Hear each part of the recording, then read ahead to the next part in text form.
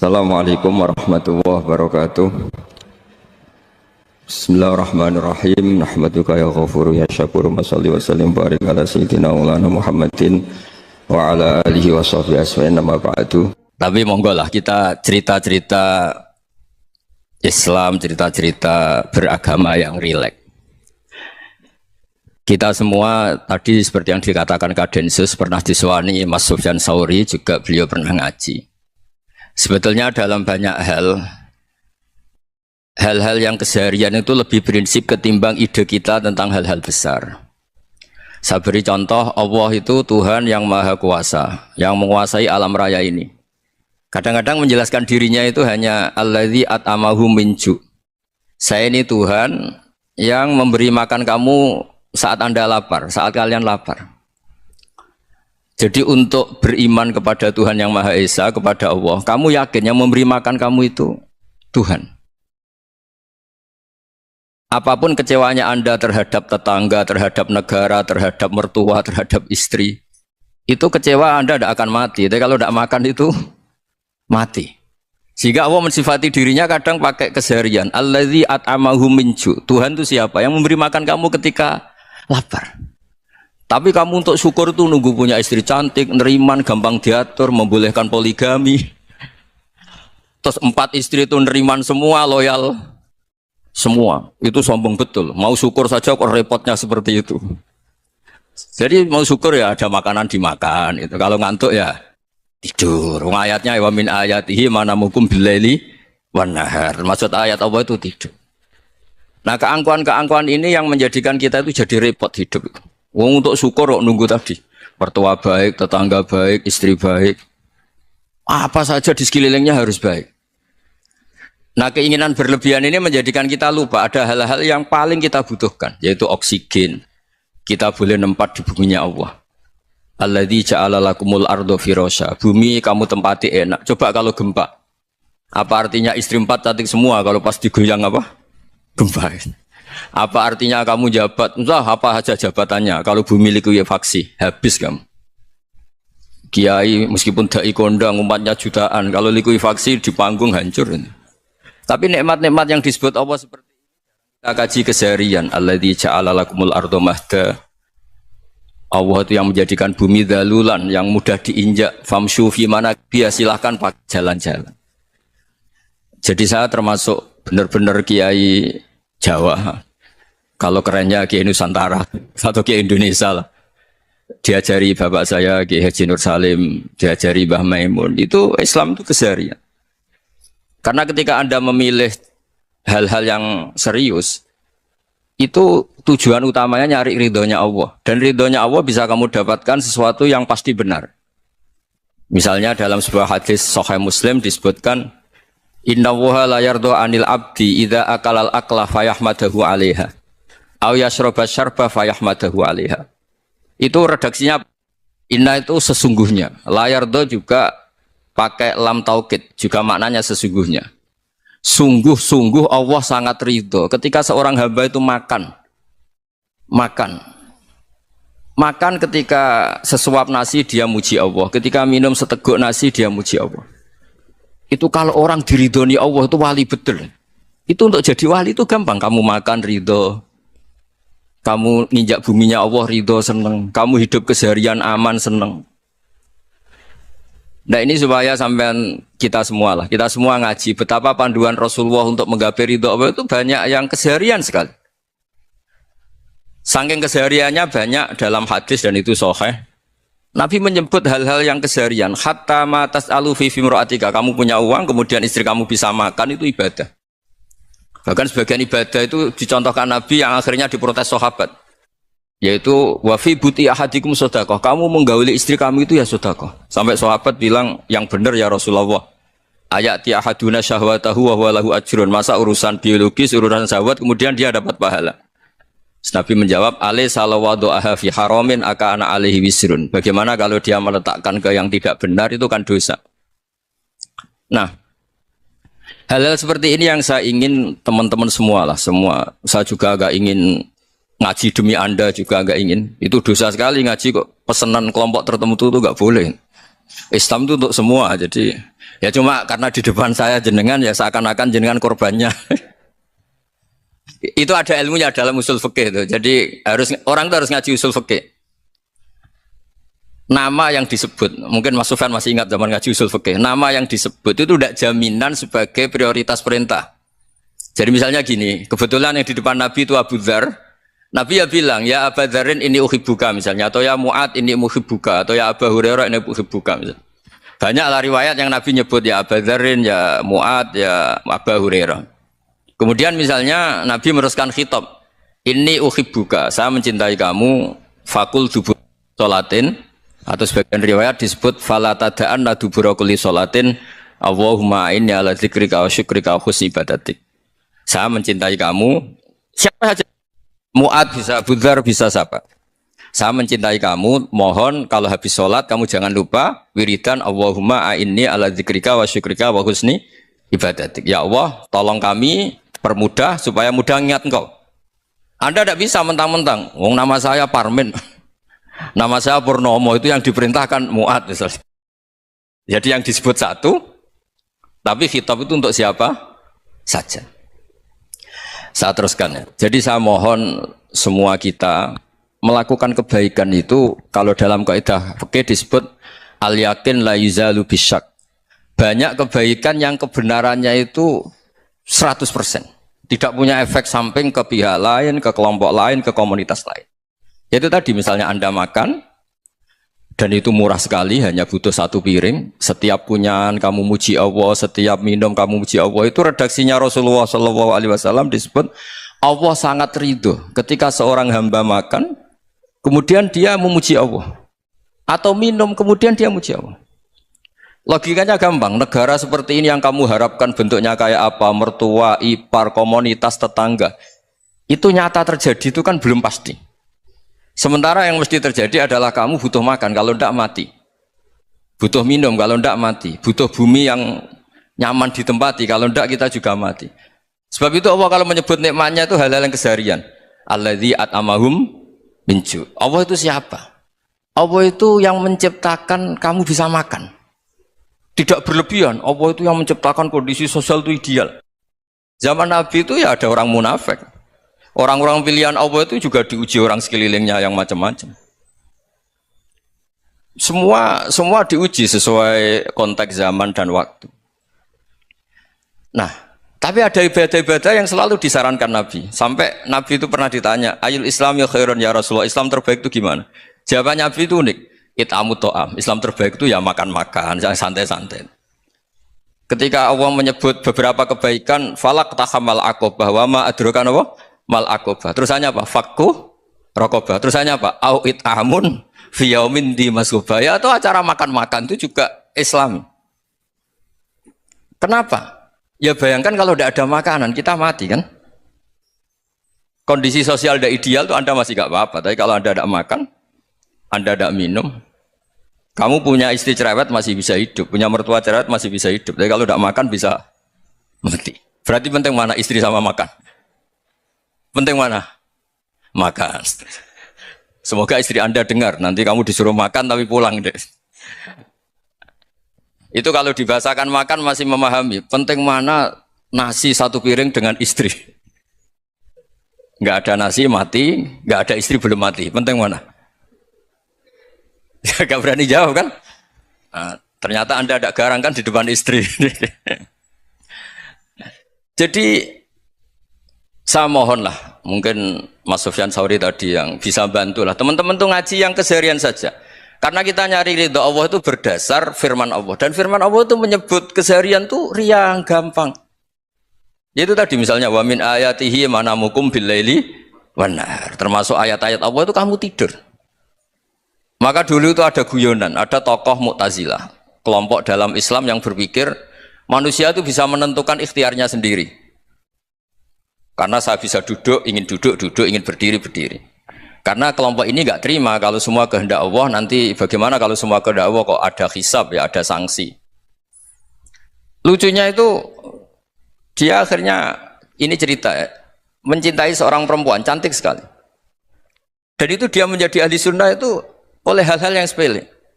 Karena istrinya cantik, ya namanya suami istri itu hubungan intim. Terus ditanya, Mas, masih ingin lagi? Masih. Silahkan diulang lagi. Wah ya tidak bisa. Katanya manusia bisa menentukan yang diinginkan. Itu tobat itu. Itu nggak bisa ditobatkan Mas Sufyan Ats-Tsauri. Orang cantik yang mudah nobatkan orang itu orang cantik. Segampang itu. Akhirnya kita tahu, makanya kalau dalam kitab Hikam itu disebut al-akil mayakul madza yaf'alu wa hubi wal ghafil mayakul madza af'al. Orang yang punya akal karena sadar ini wilayah Allah, semua milik Tuhan. Itu dia tiap hari berpikir, besok Allah akan melakukan apa terhadap dunia ini. Kamu merencanakan sesuatu mau plesir ternyata gempa. Mau wisata ke Rusia ternyata perang. Kamu tidak pernah tahu apa yang akan terjadi besok. Wa ma tadri nafsum madza taksibu ghadan. Tapi anda semua kita ini sering punya jadwal permanen. Makanya saya kalau diundang siapa saja, isane takdir. Yang jelas Gus ini acara penting. Ya masih acara penting nak pangeran ngersakno apa piye? Kok ape dadi pangeran? Kamu kok mau jadi Tuhan? Itu kadang ya kiai gitu. Penting Gus acara ini jenengan harus memastikan bisa.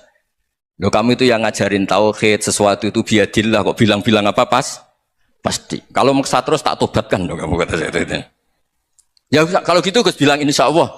Wah itu hati saya, fisik saya, roh saya sudah bilang insya Allah. Tidak usah kamu latih kata saya. Nah hal-hal tauhid keseharian itu gampang sebetulnya. Wal ghafil yaqulu madza af'al. Tapi orang yang lupa Allah dia setiap hari bilang besok apa? Kita bisa melakukan apa? Seakan-akan dia itu aktor, dia penting, dia subjek permanen, dia. Padahal kita ini hanya objek kehendak Allah Subhanahu wa taala. Karena kita yakin sesuatu yang terjadi di alam raya ini kita tidak bisa apa-apa. Makanya saya sering ngaji, sering bilang saya. Ketika Anda mensifati Allah, Dia yang menghidupkan. Sudah itu tanamkan sehingga ketika kita mati santai saja. Kenapa santai? Allah punya cara menghidupkan kita. Zaman kita hidup juga gak tahu caranya ngelola jantung, ngelola paru-paru. Kamu juga gak tahu ngelola oksigen yang tidak beracun, tidak ngandung polusi. Tahu-tahu hidup. Gak ingin tua ya tahu-tahu tua, gak ingin mati tahu-tahu mati. Selama ini kita hidup juga gak tahu apa sebetulnya. Hanya gaya tok, punya jadwal, punya planning. Kalau kamu bisa menentukan pilihan Anda, pasti Anda istrinya cantik, 4 neriman semua, kona'ah semua. Nyatanya enggak kan? Sudah 1 jelek, cerewet. Wah itu kan, nyatanya enggak bisa apa-apa Anda kan? Dan kamu bawa mati lagi. Itu kan, istri Anda juga gitu, punya keinginan, punya suami yang ganteng, yang jabat, yang neriman, yang enggak poligami. Ya enggak kesampaian juga. Kalau kita ngitung tingkat kegagalan kita itu gagal terus. Ya kan? Nah, terus ingat Allah, madza yaf'alu wa hubi. Orang yang punya akal selalu berpikir Allah itu menghendaki apa terhadap saya. Lalu sama-sama orang gitu. Ngelihat orang yang serius, itu kata Anda itu pemikir berat, serius. Senang punya tokoh yang merengut karena kamu anggap serius. Tapi sebagian orang anggap orang yang serius itu wong merengut, wong masam, wong muka kok ditekuk.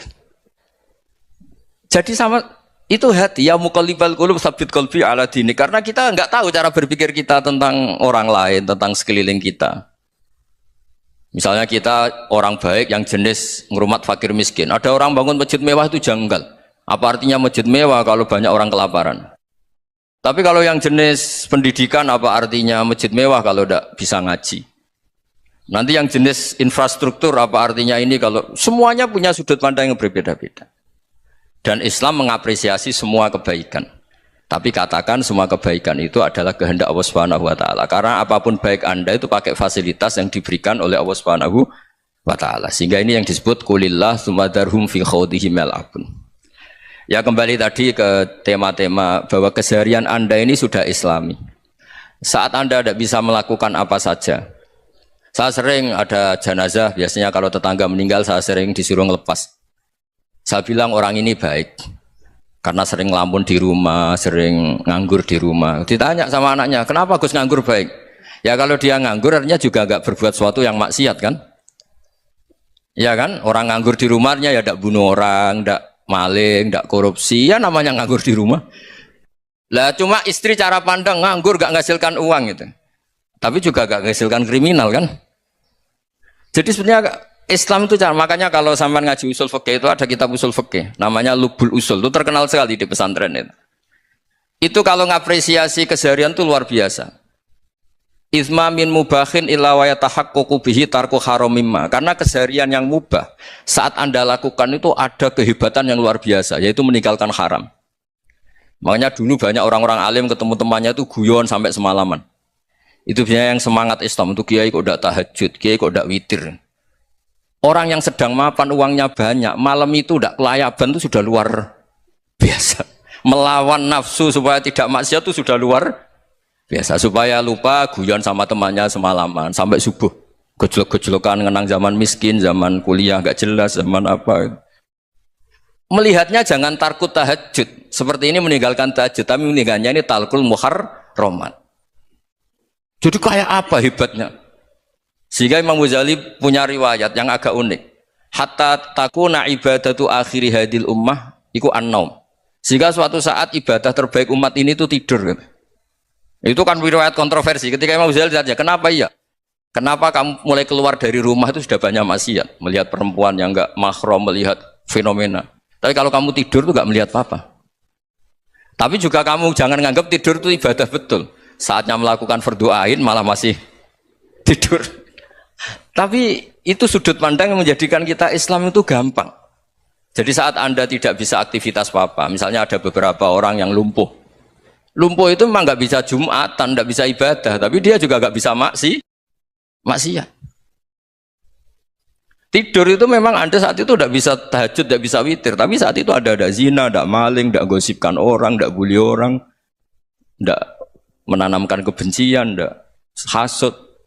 Sehingga tidur menurut Allah Ta'ala wa min ayatihi manamukum billaili apa? Wan-nahar. Karena di tidur itu selain ada unsur istirahat, jaga kestamina, juga ada unsur meninggalkan beberapa keburukan. Nah, saya mohon ibadah yang keseharian ini kita jaga. Supaya kita semua baca ayat itu fasih. Fasih itu tertanam di hati. Allah itu siapa? Alladzi at'amahum min ju'i wa amanahum min khauf. Dan Allah kalau cerita di Quran tuh anna sababnal ma'a sabba thumma syaqaqnal ardha wa syaqqa fa ambatna fiha habba wa inaba wa qadba wa zaituna wa nakhla wa hada'iqa hulba. Kamu tahu saya ini siapa, kata Allah. Saya ini adalah Tuhan yang menurunkan air, kemudian ada tanaman banyak. Habba wa inaba wa qadba, ada zaitun, ada tin, kalau orang Jawa mungkin ada tela, ada padi, ada mangga, ada pisang. Sudah. Wa inaba wa zaituna wa nakhla wa hada'iqa hulba, ada perkebunan yang lebat. Tujuannya apa? Mata Allahkum, silahkan kamu pakai, kamu nikmati.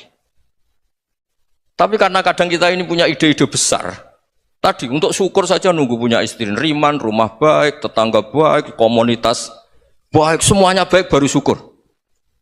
Lama-lama nanti ada di surga, syukurnya nunggu surga paling kelas A. Itu sudah ada yang menghuni Rasulullah, kamu nggak boleh di situ. Masa untuk syukur saja? Repotnya Masya Allah. Jadi mohonlah Quran yang kalau Anda hafalkan juz amma itu kan ada ayat-ayat yang kayak tadi.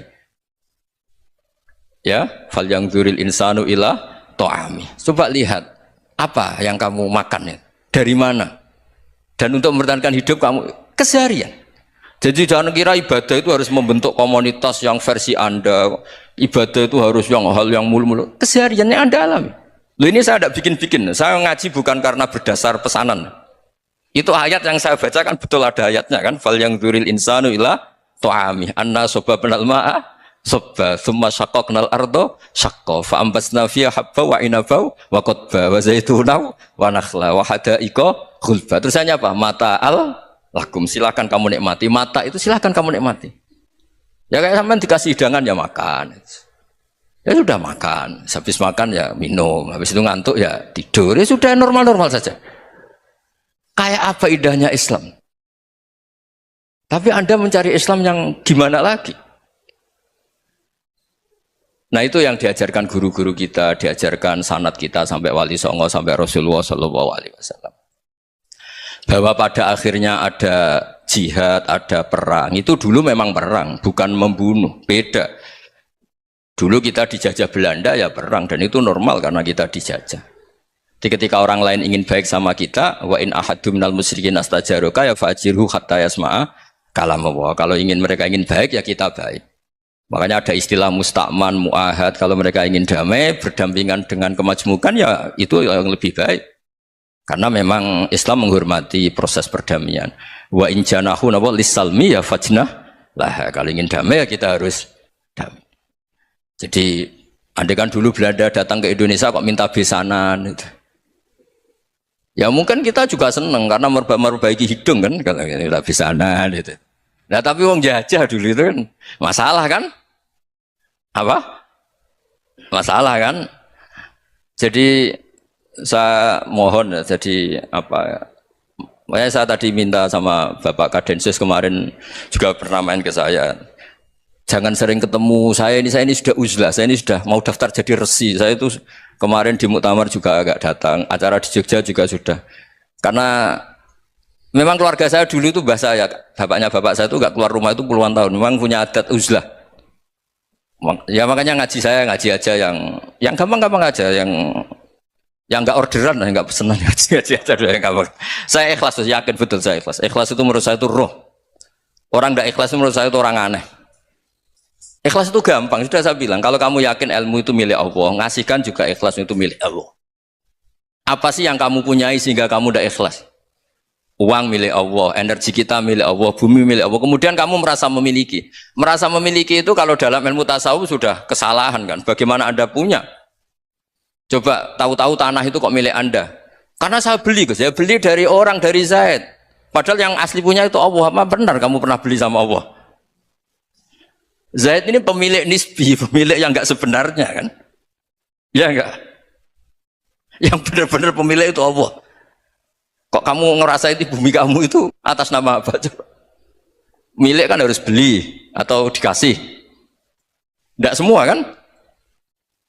Nah, makanya terfamsu fi manakibiha, dan Allah menyebutnya sudah saya ini yang menciptakan bumi. Waladzi ja'ala lakumul arda dalulan. Dan Allah menyebutnya sederhana. Famsu fi manakibiha, silakan jalan-jalan.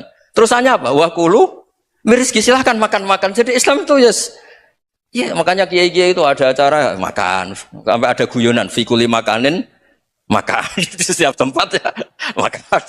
Perasaan saya juga seluruh ulama di dunia, saya ulang lagi, perasaan saya juga seluruh ulama di dunia, bahwa Islam masuk itu macam-macam sebabnya. Dulu kita tahu, kita sebagai warga Indonesia, Islam masuk itu ya dibawa orang yang agak keduniaan, ya kayak jenengan lah kira-kira gitu. Ya kayak mbak-mbak ini, ya agak-agak mata duitan itu. Karena kita tahu rata-rata ahli sejarah mengatakan Islam di Indonesia dibawa kiai apa pedagang. Pedagang tuh nyari uang apa nyari dakwah kira.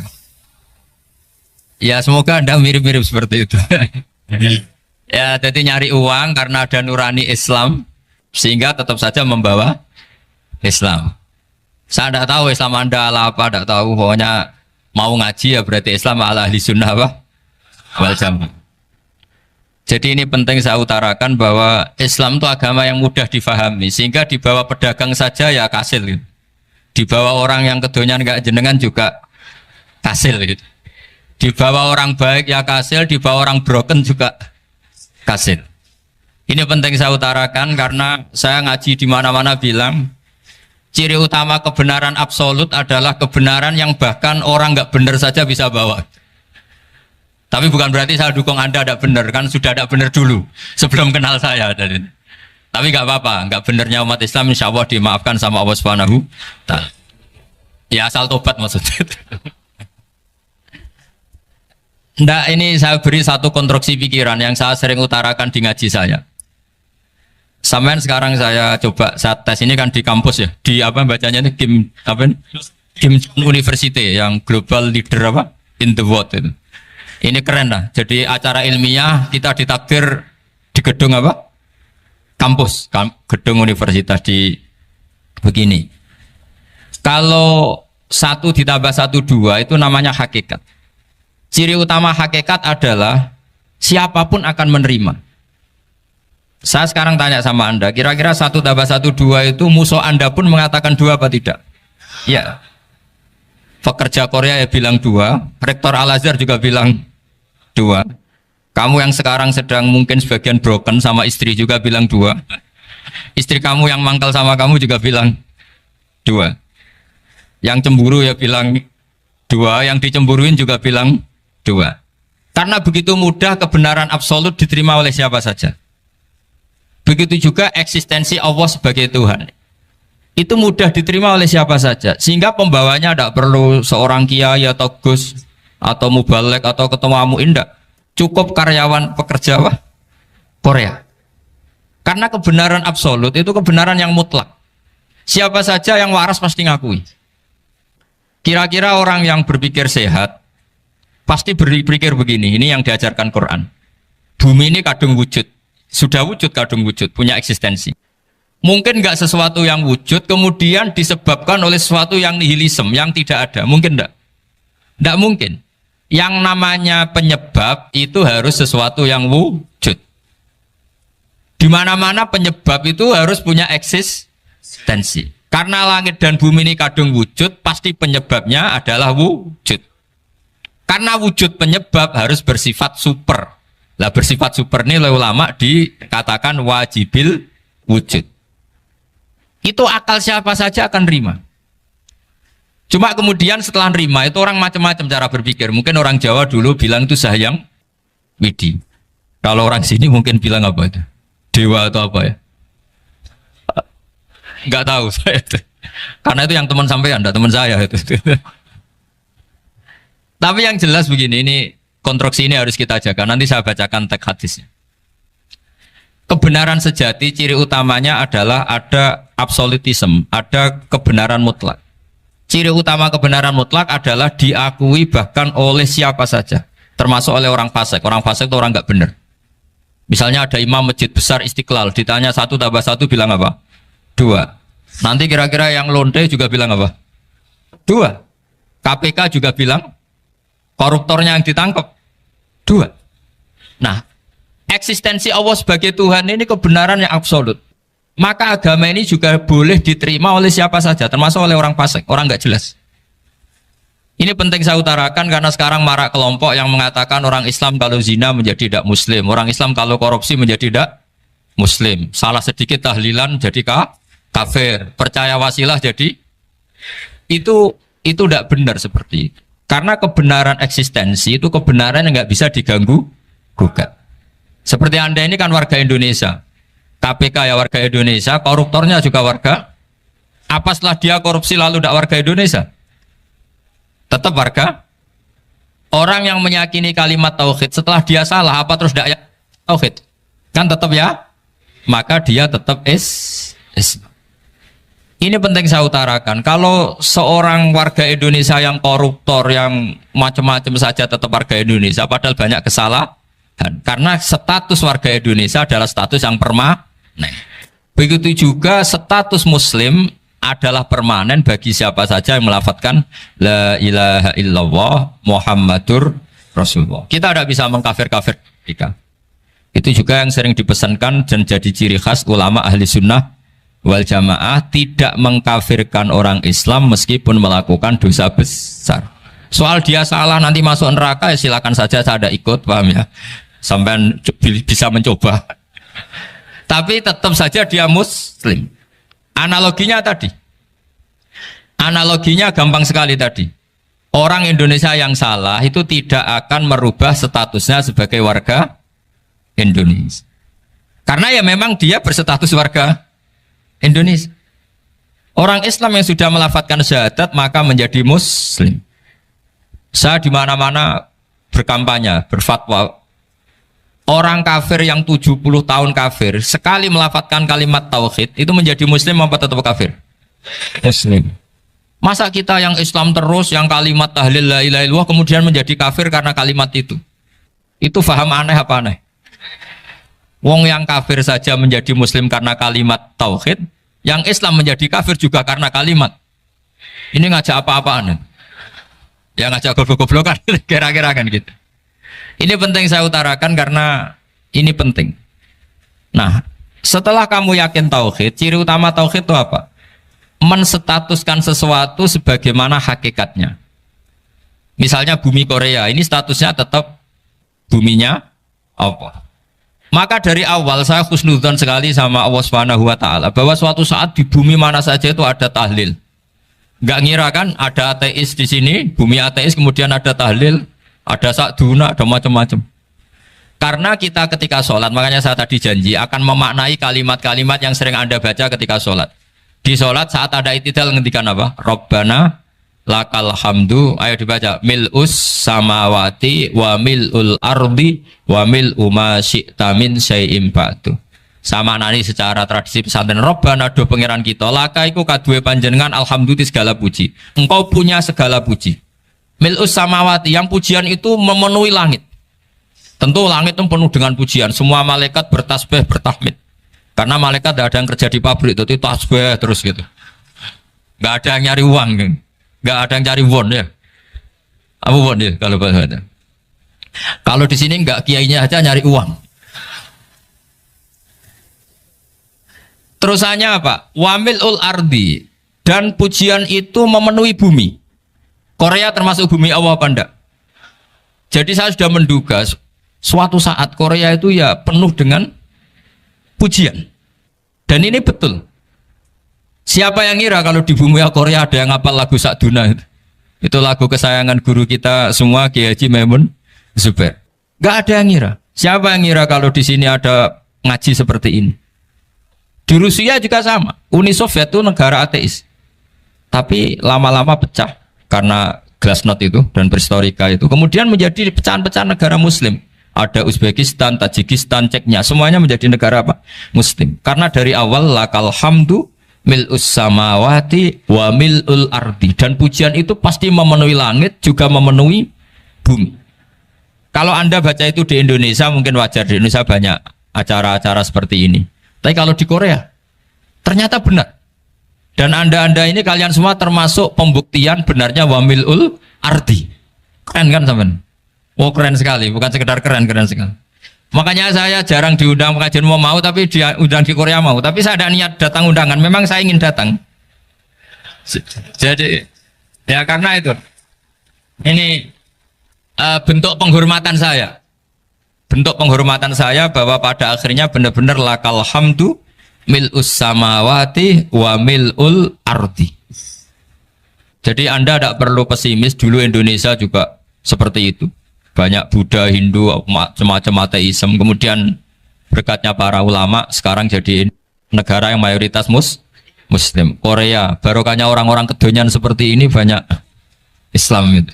Nggak apa-apa, karena sebagian agama Islam, sebagian sejarah ditulis di bawah pedagang-pedagang Gujarat. Kira-kira orang Gujarat ke Indonesia dulu yang namanya pedagang cari apa? Uang. Tapi namanya orang Islam, hatinya tetap adanya tauhid. Nyari uang ya tetap sambil dakwah. Kalau yang ke Korea langsung kiai mungkin tidak seramai ini Islam. Karena kalau kiai datang langsung dicurigai jadi misionaris, jadi ribet malah. Tapi kalau sampean nggak ada yang curiga, namanya pekerja saja nyari uang, dan itu memang fakta. Cuma kadang ya sadar terus ya bagus lah seperti itu. Nggak apa-apa. Maksud saya ini saya memberi support, memberi tasjek bahwa Allah itu luar biasa. Jadi kalau ingin menyebarkan agamanya macam-macam. Kadang kiai tidak bisa mengislamkan orang, itu anak-anak mahasiswa pacaran, itu banyak yang pacarnya itu masuk Islam. Tapi sampean jangan bilang pacaran halal, ya tidak pernah halal. Tapi Allah kalau menghendaki memberi hidayah itu jalannya macam-macam. Ada yang lewat kerja, coba yang bayangkan ada tahlilan di Korea itu semua kiai tidak pernah bayangkan. Tapi setelah banyak pekerja di sini, kemudian mereka insaf atau sedang insaf, tidak tahu ini. Sampai kapan insafnya juga tidak tahu. Tapi yang jelas ini hebat. Ini apa? Hebat. Tahu-tahu ya seperti ini. Makanya iman saja, Rabbana lakal hamdu mil'us samawati wa mil'ul ardi. Masih ditambahi wa mil'u ma syi'ta min syai'im ba'du. Karena Allah itu zat yang tidak terperikan, zat yang tidak terbatasi. Maka pujian di langit dan bumi ini masih kurang. Masih ada apa saja yang nanti akan dipenuhi oleh pujian kepada Allah Subhanahu wa ta'ala. Wa mil'u ma syi'ta min syai'im ba'du. Dan pujian kepada Engkau ya Allah akan memenuhi semua ruangan yang Engkau kehendaki. Mungkin suatu saat negara-negara yang sekarang yang paling minim Islam itu di Amerika Selatan, kayak di Argentina dan sebagainya, itu nanti suatu saat juga penuh dengan pujian, karena tetap Rabbana lakal hamdu mil'us samawati wa mil'ul ardi wa mil'u ma syi'ta min syai'im ba'du. Saya di Jogja setiap akhir ngaji saya ajarin wiridan. Mungkin wiridan ini tidak asing bagi jenengan karena sering saya baca. Subhanallah wa bihamdihi adada khalqihi wa ridho nafsihi wa zinata arsyihi wa midada kalimat. Bahwa kita memuji Allah itu adada khalqi, sesuai jumlah makhluk Allah. Semua makhluk Allah meskipun kelihatannya mengecewakan, ini semuanya memuji sama Allah Subhanahu wa taala. Meskipun kadang kita kecewa, kadang kita tidak cocok. Coba barokahnya Anda ini agak-agak kecewa gitu dengan Indonesia karena nggak menyediakan lapangan kerja untuk Anda. Tapi ya nggak kecewa-kecewa amat ya, agak-agak saja. Karena Anda tetap semua mencintai Indonesia. Gara-gara agak-agak kecewa cari negara lain. Akhirnya di Korea, ada yang di Jerman, ada di Inggris. Tapi bawaan pernah ngaji di musola, Islam ini ke bawah. Sehingga karena Islam ini ke bawah, tahu-tahu ada komunitas yang memikirkan Islam. Umumnya orang mikir Islam itu ya bikin masjid. Kalau di Korea unik, nyewa apa? Nyewa gedung untuk masjid. Itu kalau diceritakan di Indonesia aneh. Ini masjid sewaan. Masjid. Tapi kalau di sini lazim, karena kalau beli mahal ya cukup sewa. Saya tidak tahu kalau dalam terminologi agama tempat Anda sujud ini nanti jadi saksi di akhirat. Itu yang permanen apa yang sewaan tidak tahu. Jadi nanti bumi ini tanya, ya saya ya Allah pernah dipakai sujud, tapi setelah 1 tahun nggak kuat menambah lagi. Makanya saya dukung tadi yang ada gerakan masjid apa. Sebenarnya permanen nggak permanen itu tetap bagus, tidak usah memaksakan. yang jelas saya sudah ikut nyumbang lelang tadi, dan saya berharap uang itu benar-benar untuk masjid. Kalau untuk tamirnya juga gak apa-apa, yang penting untuk menghidupi masjid. Saya juga termasuk kiai yang gak suka kalau hukum itu terlalu fanatik. Misalnya uang ini untuk masjid, kemudian imamnya diterlantarkan. Karena alasannya ini untuk masjid. Imam kan gak masjid. Nah ini kalau imamnya gak diservis, kemudian mutung terus pulang ke Indonesia. Ini jadi masalah. Tapi saya juga gak suka kalau ada negara gitu. Betul-betul saya gak suka. Yang imamnya itu terlalu diservis. Ini buruk sekali kan. Pernah ada anekdot, ini anekdot tapi nyata. Ada negara yang sangat sehat, ya. Islamnya sangat sehat. Itu imamnya 1 bulan tuh digaji 70 juta. Kira-kira 70 juta dibagi 1 hari berapa? 5 sholat ya? 5 kali 30 berapa? Kira-kira saja. 150. Berarti per sholat dapat berapa ya? Kira-kira. Kan biasa potong gaji kalau berapa kira-kira? Singkat cerita, si kiai dari luar negeri tadi cerita apa Indonesia? Kiainya miskin-miskin, datang ke masjid kan kadang pakai ontel, adzan sendiri, qomat sendiri, sholat sendiri kadang. Itu nasib orang-orang Sragen dan Salatiga sebagian. Itu yang lapor karena mereka itu. Kalau Rembang insya Allah enggak. Tapi ada semuanya Salatiga, sebagian begitu. Itu yang cerita kiainya, bukan ini bukan hoax. Memang kiainya cerita. Nasib kiai di Salatiga Gus katanya. Itu digojlok. Tapi tetap sholat. Sehingga cerita orang tadi cerita, imamnya di sana naiknya Mercy, muadzinnya pakai BMW. Itu tetangga sebelah Indonesia banyak yang fasilitas imam seperti itu. Karena gajinya sampai 70 juta. Setelah dia cerita bangga karena negaranya mengapresiasi imam sholat, sama kayak Indonesia dia omongin gini, makanya kamu sholat terus, takut potong gaji ya gitu. Itu kagetnya bukan main dia. Dikira itu satu sifat kelebihan negaranya, ternyata buruk sekali karena imam sholat karena takut potongan gaji. Akhirnya kayak Indonesia bangga, alhamdulillah kita sholat tanpa gaji dan tetap sholat. Keren mana yang digaji sama Anda? Ini yang di atas ini banyak calon imam. Tidak keren mana imam yang digaji sama Anda? Keren yang enggak. Tapi kalau pertanyaannya dibalik, keren mana jamaah yang peduli imamnya sama yang enggak peduli? Jadi jawabannya harus tetap seperti itu. Imamnya keren yang ikhlas. Tapi jamaahnya keren yang peduli imamnya. Jelas ini ya fatwa saya ya. Gimana? Imamnya baik yang ikhlas, tapi jamaahnya baik yang peduli nasibnya. Tapi sekali imam dari awal gak ikhlas itu harus di PHK. Itu bahaya bagi agama kalau awalnya sudah ada ikhlas. Karena nanti setelah habis subuh terus dihitung. Wong setahu saya sholat terus kok kenapa gajinya tinggal segini?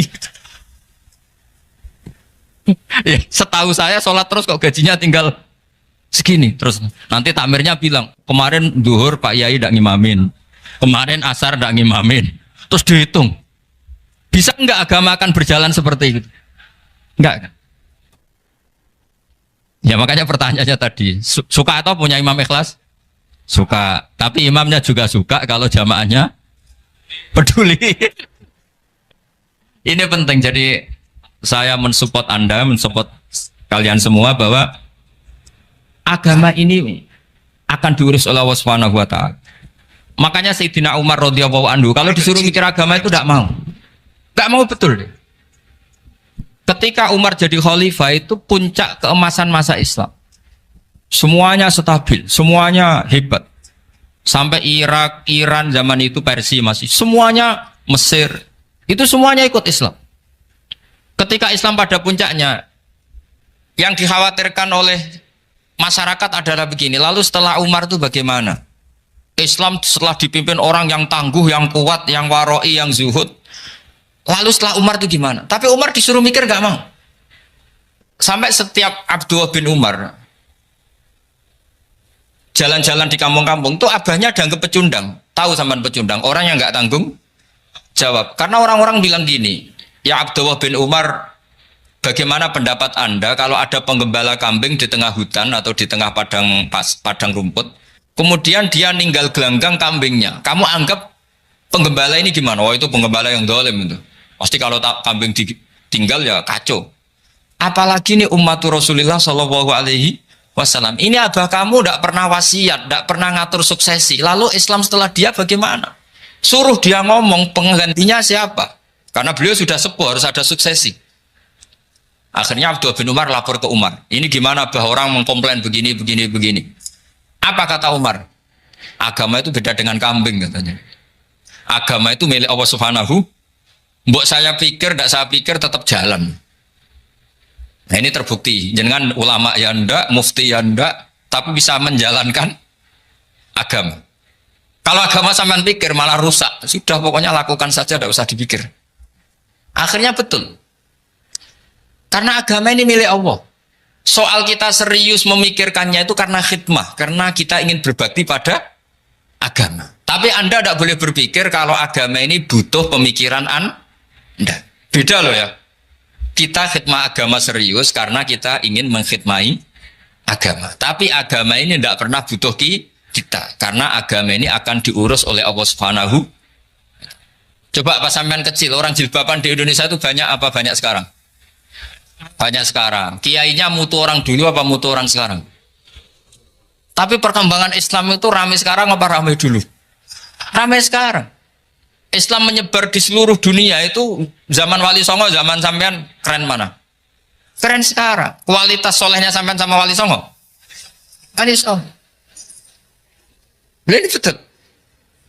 Karena agama ini diurus oleh Allah Subhanahu wa taala. Maka kata Sayyidina Umar, agama ini innallaha ta'ala yakhfadhu dinah. Innallaha ta'ala la yudhi'u khilafatahu waladina. Allah itu tidak akan menyia-nyiakan agamanya. Ini terbukti. Agama ini pernah dipimpin orang terbaik di dunia, yaitu Rasulullah Shallallahu Alaihi Wasallam. Ketika beliau intaqala ila rafiqil ala, ketika beliau pindah ke alam sana, diteruskan oleh sahabat yang tentu jauh di bawah Rasulullah. Diteruskan tabiin, diteruskan para wali songo, diteruskan yang sampean yang jauh di bawah wali songo. Sejauh-jauhnya. Tapi agama jalan sampai Korea. Agama jalan sampai apa? Dulu Wali Songo itu hanya sampai Mojokerto, sampai Tulungagung. Di bawah sampean, Kelayaban sampai mana ini? Korea. Coba kalau Allah tidak ngurus, nggak bisa. Yang gerakkan hatinya sampean peduli sama masjid siapa? Allah Subhanahu wa taala. Yang menggerakkan hati sampean peduli sama agama siapa? Allah. Tapi yang menggerakkan sampean ke Korea apa? Uang kan?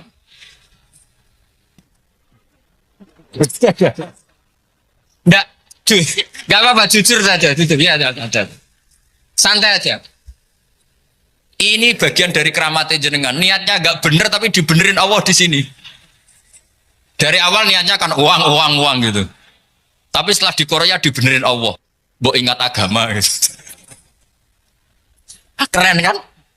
Makanya yang syukur sama Allah Subhanahu wa taala. Yang bisa hanya Allah taala. Makanya dalam dunia kiai selalu baca apa? Alhamdulillah alladzi hadana li hadza wa ma kunna linahtadiya laula an hadana Allah. Alhamdulillah kita diberi hidayat seperti ini. Kalau tidak Allah tidak bisa. Sudah mata duitan, kadang istri ngomel, mertua tidak percaya. Sudah setengah-setengah broken gini saya tahu sampai ke Korea itu karena broken pas saking sayangnya keluarga. Potensinya hanya dua. Dibela-belain kerja demi keluarga atau agak broken maka ke sini. Tapi apapun potensi itu tetap baik. Itu takdir sudah, itu takdir tidak usah dibicarakan. Semua itu apa? Karena orang kalau sedang rukun ya tidak mau tukaran, kalau sedang tukaran ya tidak mau rukun. Itu sudah semuanya takdir. Kata bapak saya dulu kalau ada orang mau jualan tanah, Pak Yai tanah saya mau saya jual. Ini gimana padahal ini tanah warisan. Kata bapak, nak waya adol ya adol. Memang ini saatnya jual ya jual saja. Nanti kalau kaya saatnya beli ya beli saja. Karena kalau sudah saatnya jual mau beli ya nggak mungkin kan. Mau memang saatnya jual. Kalau sudah kaya kan nggak mungkin jual tanah. Saatnya beli. Maka semoga masalah di keluarga sampean ini masalah musiman. Maksudnya yang tukarannya ini musiman. Yang rukunnya permanen. Jangan tukarannya permanen, rukunnya musiman. Setelah melihat yang lebih cantik, katut babon, nggak tahu saya katakan. Nah ini semoga katut masjid ini bagian dari kafaroh sampean itu. Jadi kafaroh kesalahan-kesalahan di sampean. Ini penting saya utarakan karena agama itu beda. Agama ini diurus oleh Allah Subhanahu.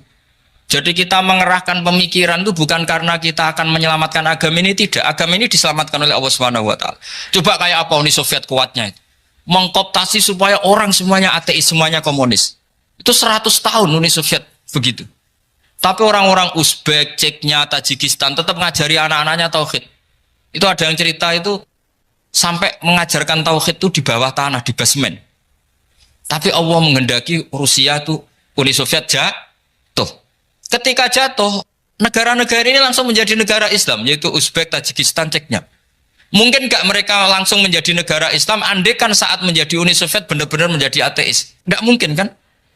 Karena saat dikooptasi Uni Soviet, akidah mereka tetap tauhid, cuma nggak berani muncul. Artinya apa? Uni Soviet nggak bisa menghabisi Islam. Kurang kerennya Uni Soviet zaman itu, bisa nggak menghabisi Islam? Nggak bisa. Donald Trump dulu termasuk Islamfobia, tapi setelah dia anti-Islam malah orang Amerika demo supaya memperhatikan Islam. Nggak bisa. Makanya Korea pun tidak bisa menghabisi Islam. Kalau sampean menghabisi Islam sendiri bisa. Karena terus gak mau sholat, gak mau zakat itu sampai. Tapi sampean tahu yang Islamnya habis, Islam tetap baik-baik saja. Makanya ini penting saya utarakan supaya kamu pede bahwa agama ini pernah dibawa orang yang pedagang. Ya soal ada sebagian pendakwah yang ikhlas ya banyak, tapi sejarah yang gampang kita lihat adalah Islam itu dibawa oleh apa? Pedagang Gujarat, pedagang India. Nggak apa-apa, sejarah itu meskipun sebagian menentang nggak apa-apa, tapi sejarah itu tetap ada. Pasti sebagiannya memang seperti itu. Dan itu tidak masalah. Saya ulang lagi, itu tidak masalah. Coba dulu pemain bola kalau di Inggris itu kalau mau sholat susahnya bukan main. Apalagi kalau mau puasa. Kalau di sini kerja puasa katanya mati lu kalau apa? Puasa. Kalau mau sholat katanya dicari mana ini berhalanya kok. Kata orang-orang ateis kan gitu, dicarikan patungnya kali ini sholat kok gak ada patungnya ini gimana ini. Ya ngalamin gitu. Tapi Allah Maha Kuasa. Banyak investor mana itu Dubai atau Qatar yang tertarik investasi di dunia bola. Kayak Sulaiman Al-Fahim makanya beli Manchester City. Itu sekarang pelatihnya negara orang sholat gak berani, bahkan di tengah stadion dibangunkan masjid. Kalau sampai daftar jadi muadzin bisa. Apa nyanyi Sakduna di sana juga bisa. Dulu Aljazair bencinya bukan main. Apa Perancis sama orang Islam itu bencinya bukan main. Barokahnya Zidane pemain bola dan juara dunia, terus Zidane turunan Aljazair. Akhirnya orang Perancis itu mencintai Islam, itu barokahnya sepak bola. Allah punya sekian cara untuk mengenalkan Islam. Di Perancis dikenalkan lewat pemain sepak bola. Nah di Korea ini yang agak unik, dikenalkan lewat pecinta wong. Saya jamin ini tidak apa-apa, sudah tidak apa-apa, sudah aman. Jamin aman. Pokoknya alhamdulillahilladzi hadana li hadza wa ma kunna linahtadiya laula anhadana. Karena agama ini dibawa oleh Allah Subhanahu wa taala, yang menjaga juga Allah Subhanahu wa taala. Sama tidak usah khawatir. Kalau ada kelompok tertentu yang mengkhawatirkan Islam, sekarang Islam bahaya gini-gini, itu kurang roja, itu kurang optimis itu. Harapannya sama Allah tipis, harus ngaji lagi. Agama ini limangka nayarjuwa hawal yaumal akhir. Agama ini bagi yang terus-menerus berpengharapan kepada Allah Subhanahu wa taala. Agama ini limangka nayarjuwa, coba bahasa Arabnya roja yarju rojaan. Maknanya harapan. Jadi agama ini bagi yang selalu berpengharapan, bukan yang pesimis, bukan yang hati kecil, apalagi yang tukang putus asa. Coba agama ini begitu luar biasa, dibawa orang yang macam-macam. Tadi di Perancis dibawa oleh pemain apa? Bola. Ada masjid di Inggris itu ya dibawa mahasiswa-mahasiswa itu yang dulu sebagian yang nggak pernah ngaji, setelah di Inggris bikin komunitas pengajian. Di Korea dibawa di pecinta apa? Tapi lama-lama cinta Tuhan. Karena ya memang sebenarnya sudah cinta Tuhan. Cuma ya cara cinta ini nunggu punya uang Ya sudah, alhamdulillah seperti ini sudah luar biasa, sudah. Insya Allah diterima oleh Allah Subhanahu wa taala. Saya selalu berharap semoga ini tetap satu bukti bahwa Allah itu harus kita sembah di mana-mana. Karena tadi Allah akan selalu Rabbana lakal hamdu mil'us samawati wa mil'ul ardi wa mil'u ma syi'ta min syai'in ba'du. Bahwa pujian kepada Allah akan selalu memenuhi langit dan memenuhi bumi. Bumi Korea termasuk buminya Allah. Makanya pegangan yang saya minta sama pengurus untuk di-share adalah Dawai Rasulullah Shallallahu Alaihi Wasallam. Mungkin nanti panitia harus mengeser itu. Ini Musnad Ahmad, riwayat dari Imam Ahmad. Al-Bilad bila dua. Sudah punya? Nanti di-share ya yang gitu. Al-biladu bila dua, bahwa negara hakikatnya adalah negara Allah. Wal ibad ibadullah, semua hamba hakikatnya adalah hamba. Di hadis itu fahaitsuma asabta khairan fa'akim. Kapan saja kamu menemukan kebaikan di tempat Anda berdomisili, fa'akim, kamu tidak apa-apa di situ. Kamu di sini dapat uang, dapat masjid, dapat sewa masjid. Tidak tahu sewa apa permanen, pokoknya itu bagus gitu. Buminya dirayu, bumi meskipun ini nggak permanen, tapi tetap jadi saksi loh ya. Harus ada kompromi ini. Karena kalau dengar orang Indonesia jadi aneh, masjid kok nyewoi. Tapi aneh di Indonesia, ada aneh di sini, sampean tenang saja.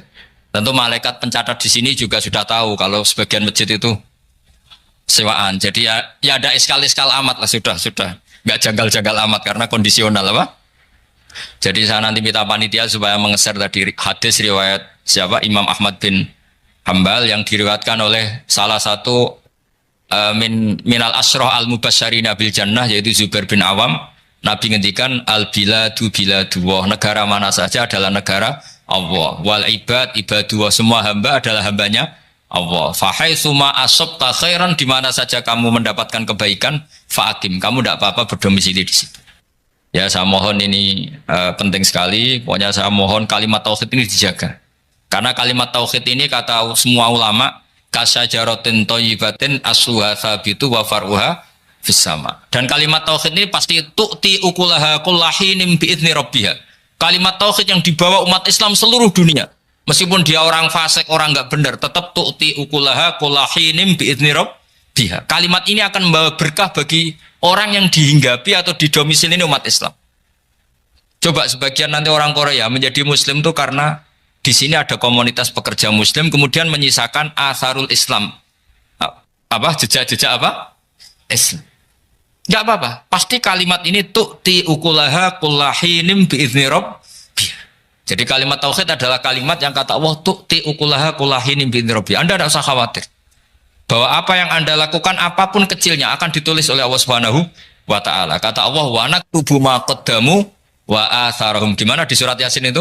Inna nahnu nuhyil mauta wa naktubu ma qaddamu wa atharahum. Saya bisa menghidupkan orang mati dan semua amal kalian saya tulis, kata Allah. Wa atharahum, dan jejak-jejak yang pernah kalian lakukan juga ditulis. Tak terang, no kowe ora paham kok nek mlebu swarga dadi paham. Dadi iki pilihane ku loro. Dadi nek kowe saiki ra paham kok ning swarga paham. Nek saiki paham kesuk ben bun neraka dadi ra paham. Dadi mun ra usah direncana mlebu napa Rokok wae mlebu-mlebu dhewe rasa direncanakno ampun. Dados ngeten nggih, dados ahli swarga ya kurang penggawean, pancen salat wis ra wajib, wis ra ono pilpres, gak ono apa dadi kurang penggawean. Ahli swarga niku saking kurang penggaweane iku jagongan. Dadi misale kula Mustofa Ruhin jagongan, piye enak ning swarga? Ya enak. Zaman ning donya piye? Terus cerita, saya itu punya teman ateis. Saya punya teman komunis yang ketika pertemanan dengan kita sering menghina kita karena kita ini percaya adanya hari kebangkitan. Teman saya itu sering melecehkan idza mitna wa kunna turaba wa idzaman inna lamadinun. Masa kita sudah jadi debu, jadi tulang belulang, kemudian kita akan dibalas amal-amal kita. Jadi singkat cerita, ini nunjukno nak wong soleh oleh kancanan wong dolim. Ya ini catatan ya, bahwa orang soleh itu zaman ning dunya oleh kancanan wong napa? Dolim. Buktinya yang soleh ini masuk surga. Kemudian kenangannya punya teman ateis. Zaman di dunia punya teman apa? Ateis. Entah temannya itu teman kerja atau teman kantor. Tentu tidak teman dalam akidah. Mungkin akidahnya tetap kita Islam, mereka ateis. Tapi teman, entah faktor kantor, entah faktor profesi, entah faktor kerabat. Tapi yang jelas si orang penduduk surga ini punya kenangan, kami dulu punya teman ateis. Ini kanali korin. Yang teman saya yang anti Tuhan itu mengatakan, melecehkan saya, aidza mitna wa kunna turaba wa idzaman inna lamadinun. Masa kita sudah jadi debu, jadi balung, tulang belulang, kemudian kita dihisab. Atau kita nanti ada hari balasan. Nah terus ketika jagungan ini tadi saya bilang ahli swarga kurang penggawean dong. Lah piye delok piye jare kanca-kancane moh ora melok di kanca. Jadi fayakuluna lah. Jadi ketika Ruhin muni ape delok jare Mustofa jare Kifat moh aku gak kancaku delok dhewe jare. Lah si Ruhin kan wong kurang penggawean mulai ning donya sampe ning swarga. Terus delok. Terus fatola'a faro'ahu fi sawail jahim. Bareng dekne delok roh kancane kejet-kejet ning neraka. Seneng dekne. Jadi wong nak hasud tu antine swarga aja hasud. Seneng terus muni ngene, tawahi ing kita laturdin. Dulu kamu hampir saja menyesatkan saya. Artinya zaman dia ateis sempat ngerayu supaya Ruhin dadi napa? Ateis. Kowe Islam yo tutup kere, melok ateis ae. Wis kere, zina rawani, maling rawani gak enak. Soalnya sering dirayu-rayu gitu. Makanya bilang apa? Tawahi ing kita laturdin, kamu zaman di dunia hampir saja menyesatkan saya. Walau la ni'matu rabbi lakuntu minal muhdharin. Kalau saja saya tidak diberi nikmat Allah, aku kelakuanku ya koyo kowe, akhirnya masuk neraka koyo kowe. Nah, terus ada soalu taladzudin. Dia tanya tapi saking senenge. Afama nahnu banyitin. Coba lihat saya sekarang. Apa saya sekarang mati? Tidak kan, saya tidak mati kan. Cuma mati pertama saja, mati zaman di dunia. Sekarang saya hidup lagi. Artinya kamu yang dulu memungkiri ada kehidupan, dulu aku saiki tidak mati. Ternyata saya sekarang hidup dan dapat nikmat kowe ning neraka. Dadi ku nunjukno sunnahe manusa iku ora puas nak ora ngalahno musuhe. Nganti ning swarga iku ora lega nah.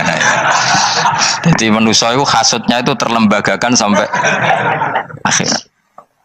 Jadi wong-wong sing tahu dimaki-maki kubu sebelah, iku nak kubu sebelah mlebu neraka. Iku kowe ning swarga gak marem nak gak delok. Dadi hasud iku ya seru no.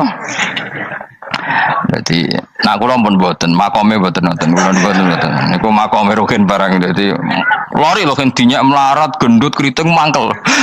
Kudu menangi sing ngenyak mlebu neraka. Aja sampe sing ngenyak kita mlebu swarga kene mlebu neraka. Wah. Gak puas ya no. Makanya gambarannya Quran itu manusia tetap manusia. Ketika orang kafir dengan segala kenikmatannya, misalnya mungkin Amerika, mungkin negara-negara yang sekarang kumo luhur dengan teori kapitalisnya, mungkin ngenyak Ethiopia, ngenyak Syria, ngenyak. Tapi apapun salahnya Syria, Ethiopia tetap iman, tetap swasta masuk surga. Meskipun ngurmat negara tidak pedes. Tapi yang ngurmat negara benar, tapi ngurmat iman tidak benar, bisa saja nanti masuk neraka. Itu makanya kita problem di dunia kan gitu. Makanya saya mohon, nah, umat Islam itu tidak perlu menjawab kritikan itu. Dari awal kita nanti enaknya itu di surga. Kali di dunia kita pasti salah. Ngelola negara raiso, banyak negara Islam sing carut, napa? Marut. Ngurus bojo raiso, banyak santri sing pegatan. Ngurus anak yo raiso, anak yo debu weling kok bapak. Kita ini kan ngurus yayasan yo raiso. Kan semua yang berbau Islam mesti carut. Marut. Karena ya apa ya, dari awal kita ini memang nggak serius ngurus dunia. Kok serius piye nyimpen dhuwit wedi dosa ana hisab. Ape riba rentenir wedi dosa. Ape ngatur donya nemen-nemen wedi dosa. Allah al-mudabbir sing ngatur kok melu ngatur barang. Wah, akhirnya karena wedi dosa terus goblok. Sebagian goblok klasik, sebagian keterusan. Nah, sing repot sing keterusan sampai asli lah iku terus kombinasi napa? Jadi wong Islam itu ora kober serius mengurus dunia. Kadang punya pemimpin fasik lah ben ngono pek-pekan dunia. Jadi ribet wong Islam. Akhirnya kita ini dihina wa idza marru bihim yatakhamazun wa idza qalabu ila ahlihim qalabu fakihin wa idza ra'ahum qalu innaha ula inapa ladallun. Orang-orang kafir itu kalau melewati orang Islam pasti ngenyek. Urip nyatane ngono, ngelola negara enggak bisa, ngelola keluarga enggak bisa. Nah, nanti kalau kita di surga itu kata Allah fal yaumal ladzina amanu minal kufari yadhakun. Nanti di surga orang-orang iman gantian menertawakan orang-orang kafir. Jadi itu menunjukkan bahwa kita tidak pernah puas sebelum dendam menertawakan. Jadi wis ning swarga iku cita-citane mukmin tetep fal yaumal ladzina amanu minal kufari yadhakun. Jadi kowe sok ben ning swarga iku ya Allah kasih saya fasilitas bisa melihat penduduk neraka. Terus dene ning teras-teras swarga dipertontonkan orang kafir alal araiki yang turun. Hal suwibal kufaru makanu ya fa'alun. Delok saiki kowe mbek aku mulya ndi. Jadi dendam itu penting. Tapi sebenarnya ini swarga ini dunia wis kalah wis nurut ya no. Jadi menteri yo nurut wis pokoke nurut ae wis barang dunia pepen. Cuma ora bener ya dielingno iku ya bahaya ora bener. Tapi ora usah kerusuhan biasa wae. Gremeng ae gremeng soalnya ben gak dadi udun no. Katanya memang gitu, orang emosi nak dimpet itu jadi udut, jadi wis sadok gremeng. Tapi yang jelas Allah punya sunnah bahwa manusia itu tidak bisa puas sebelum melihat musuhnya kalah. Sehingga ahlul jannah yang notabene sudah penuh kenikmatan itu tetap dia enggak lego kalau enggak tahu nasib orang yang dulu menghina dia. Makanya ini peringatan bagi kita bahwa kita berteman orang tidak soleh di dunia itu boleh. Buktinya tadi ahli surga ketika jagungan cerita saya punya teman ateis yang selalu mencibir saya, katanya nanti nggak ada hari kebangkitan. Lalu teman ateis saya sekarang di mana? Sekajak kancana dulu ya teman-temannya bilang fayakuluna laga. Tapi si teman ini tetap ingin melihat. Selesai lihat ternyata itu di neraka. Terus melakukan dialek tadi. Apa yang kamu katakan salah. Kamu mengatakan selamati akhir urusan salah. Ternyata saya sekarang tidak mati. Afama nahnu bimai itin illa mutatanabura. Jadi saya mohon sekali teman-teman yang hafal Quran itu harus hafal sampai seperti saya ini. Sehingga tahu duduk perkara ini Quran itu kayak apa. Mau Quran tok ibadah. Suwe nama Quran ibadah. Tapi tidak paham. Wong khawarit sing tukang mateni wong ya hafal Quran. Itu gara-gara rafa kami akhirnya kewaco. Nah, kandani ku angel. Sing kandani kudu aku. Nah, sing kandani Mustafa padu merapal kan. Sing kandani kudu aku. Boyo wong ku mikir to. Apa gunane misalnya ki apal Pancasila. Tapi ra iso nglakoni napa? Pancasila. Ngapal tok keadilan sosial bagi seluruh pejabat. Antok ngomong ngono jelas timbang muni bagi seluruh rakyat Indonesia aja boleh. Quran juga gitu. Kita ini manusia punya watak dendam. Tapi dendam ini dikelola oleh Islam. Dendamnya mending swarga wae. Ning donya ben ning donya mung sediluk. Tenan betul. Orang-orang mukmin itu sampai belum lega kalau belum ketemu orang yang pernah mencibir. Itu tadi qala qailum minhum inni kanali qarin. Saya punya teman yang ketika di dunia selalu mencibir saya inna kalaminal musaddiqina idza mitta wa kunna turab wa idzaman aina lamadun. Teman saya itu selalu mencibir, masa kamu percaya hari kebangkitan? Kita nanti kan sudah jadi tanah, jadi tulang belulang, masa bangun lagi? Yang benar saja kamu. Nah, orang-orang yang mencibir ini kan sakit. Orang dicibir itu kan nah sakitnya itu terbawa sampai surga. Tapi nek mlebu neraka ora kok berdendam melane. Dadi dendam iku anane ning swarga, nek ning neraka ora kok berdendam. Dianjuti malaikat oleh dendam piye. Tapi bareng ning swarga happy-happy iku piye? Kancam dhisik sapa wae. Ora kanca partai maksudnya kanca gitu. Ya dadi sok nek ning swarga musa-musamu delok. Jebule swargane sak dhuwurmu. Lan jogeman musuh ya aku demen isin gue sebenarnya. Dia musuh jebule swargane. Dia musuhku, sing wani aku betul. Terus jare kancamu teko, aku ning dhuwurmu. Ya jarak takon. Repot ya. Jadi terus kedua, peringatan dari Quran. Allah itu saking kudrohnya itu senengane itu gawe fitnah. Fitnah itu suatu yang enggak masuk akal. Jadi wong kafir utawa wong Islam piyambak iku kon iman sesuatu yang paradok. Iku kon ngimani ning neraka iku ana wit. Lah neraka iku panase ngono, ana wit. Mulane jare wong kafir Muhammad tabasuh tabara waras. Mergo wong neraka iku makan sajaratus zakum. Mulane wong kafir tambah guyu Muhammad tuh gak waras. Jarene neraka banget panase, tapi di saat yang sama ngomong wit iso tumbuh. Mestinya neraka itu kan enggak ada pohon. Mulane Allah nanti ngendikan wa ma ja'alna ru'yal lati arainaka illa fitnatal linnas wasyajaratal mal'unata fil Qur'an. Jadi satu orang itu diuji disuruh ngimani Isra Mi'raj. Nabi yang tetap posisinya di Mekah diberitakan oleh Quran bahwa Nabi telah menembus langit Sabtu dalam lahdoh satu malam. Wong kafir malah guyu-guyu. Terus kedua ada pohon yang tumbuh di neraka.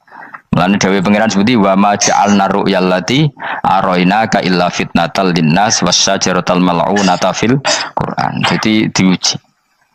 Yes ngono dunya kaya wong Islam sakniki niku. Yang mengklaim negara Islam tata kelolanya carut marut. Yang negara non Islam kadang tata kelolanya rapi. Sehingga seakan-akan kita ini salah. Ngurus dunya wae ra iso mung ngurus akhirat.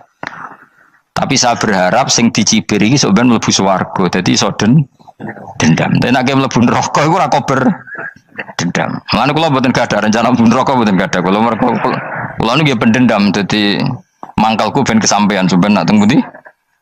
Swarga. Kita harus ngalami fal yawmal ladzina amanu minal kuffari yadhakun alal araiki yang turun. Jangan sampai kita ngalami kita sendiri disiksa. Kowe ngilu awakmu dhewe, milih dendam apa milih mlebu neraka? Milih dendam ya. Syaratnya mlebu swarga. Jadi pangeran itu memang sering damel sesuatu itu paradok. Tapi memang Allah sengaja. Mulane kula bolak-balik matur, ulama itu banyak, yang jaga akhlak ya banyak, yang jaga ilmu yang banyak. Kadang yang jaga ilmu itu yang akhirnya nyuwun sewu cangkem elek dan itu penting. Saya di mana-mana bilang, sesuatu itu kadang nggak bisa dijelaskan secara baik-baik. Syaratnya kudu cangkem elek. Cuma karena itu nggak mungkin kita nisbatkan pada Nabi, ben aku wae sing tanggung jawab. Kalau nak dinisbatkan Nabi kan elek, maksud Nabi kok gerakan cangkem elek. Ben aku wae. Nak pancen salah, aku sing tanggung jawab. Tapi nyalahno aku neraka, yakin neraka. Siji yo ora level, napa siji ora level. Dhisik sahabat itu akhirnya ya nyuwun sewu cara ora sahabat ya cangkem elek. Mergo mangkel. Ada orang munafik saking ora ngajari ngene. Kenapa saya bikin gerakan cangkem elek? Kok janut lho. Kowe asli elek maksudnya cangkemmu wis elek ora kok. Engko nang darane aku harus gebak asli cangkemmu wis elek. Wis ngono perkara dunya ora perkara hak. Nah kan perkara hak, cek keren. Wong munafik ku saking mangkelnone ning Kanjeng Nabi, saking kepengin Nabi itu ketok goblok, ketok salah. Iku kadang takok nggowo untane unta ya. Takok ya, "Mat, untaku iki sing ngawini untane sapa? Kok anake kok ora kembar?"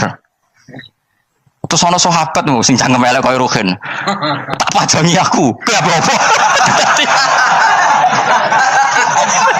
Dadi oleh muni ku nazautu alaiha, nazautu cara aku sing nyelingkuhi. Terus kabeh apa? Mergo gak trimo nabine dikei pertanyaan sing gak masuk akal. Paham? Begitu juga ketika mereka nyembah berhala Lata Uzza, iku sing cangkem elek ya sahabat. Mergo Nabi ra pantes. Cangkem elek bicara to, aku gek bengi pas ape nyembah berhalaku. Jebule pas duyoi luwak. Aku mikir, mosok pangeran duyoi luwak menengah iki apa-apaan? Dikencingi apa? Luwak. Ada lagi orang Bedui, orang munafik tanya, Muhammad, idda'aita annaka utiyal wahya. Kamu tuh mengklaim kamu dapat wahyu. Sekarang unta saya hilang. Lalu posisi unta saya di mana? Kamu idda'aital ghaib. Kamu mengklaim tahu barang ghaib. Sekarang unta saya di mana? Sahabat akhirnya kecangkemel, tak colong apa-apa pokoknya. Pergamane. Pokoknya butuhnya mangkel lo, bodoh mangkel lo nih. Mergo gak terima Nabi ini nggo pertanyaan-pertanyaan yang tidak mendidik, yang menyudutkan. Yang paling parah mau nazautu alaiha. Yo aku sing nyelunggi wae apa-apa.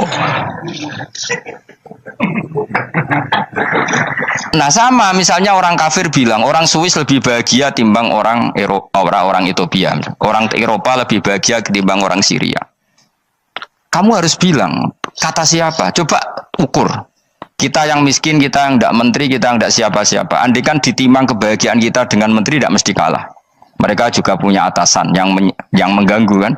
Kue jadi buruh majikan ya tersita oleh atasan. Menteri ya tersita oleh atasan. Kebebasannya ya ada yang tersita. Wayai pengen turu harus ngantor. Wayai kepengen mangan harus rapat. Kamu ya tersita pe mangan rakelar. Ya sesuai tersitanya macam-macam kan. Semua itu kita sama kok. Ada yang sesuatu yang kita tidak gesam, mereka juga sama ada sesuatu yang tidak. Ya. Sebenarnya pola hidup itu kan sama. Dan itu kadang-kadang yang jadi aman kadang-kadang mau cangkem elek sing iso jawab ya. Tapi saya ulang lagi itu nggak mungkin kamu nisbatkan kepada Rasulullah karena Rasulullah itu ahsanan nasi khalqum. Tapi ulama ben tetep ngene iki. Sing kaliber lho ya. Sing kira-kira cangkem elek tetep keramat kok kula lah minimal kaya kula. Kulo nu cangkem elek tetep keramat. Kowe sopan tetep keramat ora ono ilmune kok. Entekno sopan ora ono pengaruh ya. Entekno sopan tetep keramat aku, yakin keramat aku. Baik sopan lah ya. Ora ono ilmune apa opo? Sopan yo keliru, cangkem elek yo. Keliru, urip yo keliru, mati yo keliru, pokoke kadung keliru. Ono ulama diomongi, Pak Yai, kalau neraka itu, kalau setan dari api, kemudian setan disiksa api kan sejenis, susahnya apa? Kiai ini mangkel terus ngambil segenggam tanah di sawur ora ini. Loro ya, jari kayak kok tanah, kena tanah kok loro. Nggak bisa seperti ini diberi penjelasan baik-baik kan. Setan itu kok geni Pak Yai, jari disiksa di neraka kan nggak apa-apa, sama-sama api. Kiai ini ngambil tanah sawur ora ini. Barang mau sakit Kiai, jari kok tanah, kena tanah kok sakit. Hanya jangan katakan kalau setan dari api kena api tidak sakit. Coba kamu kasih penjelasan baik-baik. Ngapunten nggih, umpami jenengan nggih, ngapunten lho nggih. Ngapunten lho nggih, umpami jenengan nggih. Ngapunten lho nggih. Kesuwen. Umpami jenengan kena tanah sepundi iki mboten napa-napa, kena tanah kula biasa ya. Kan kesuwen. Saya nak sawuri raine. Terus keliliben. Padahal materi manusia dari tanah, ternyata kena tanah sakit. Saya akan ngaji tentang betapa mudahnya berbuat baik dan betapa mudahnya bersosialisasi yang jadi kebutuhan sosial masyarakat. Kemudian di saat yang sama sebagai kebaikan menurut Islam.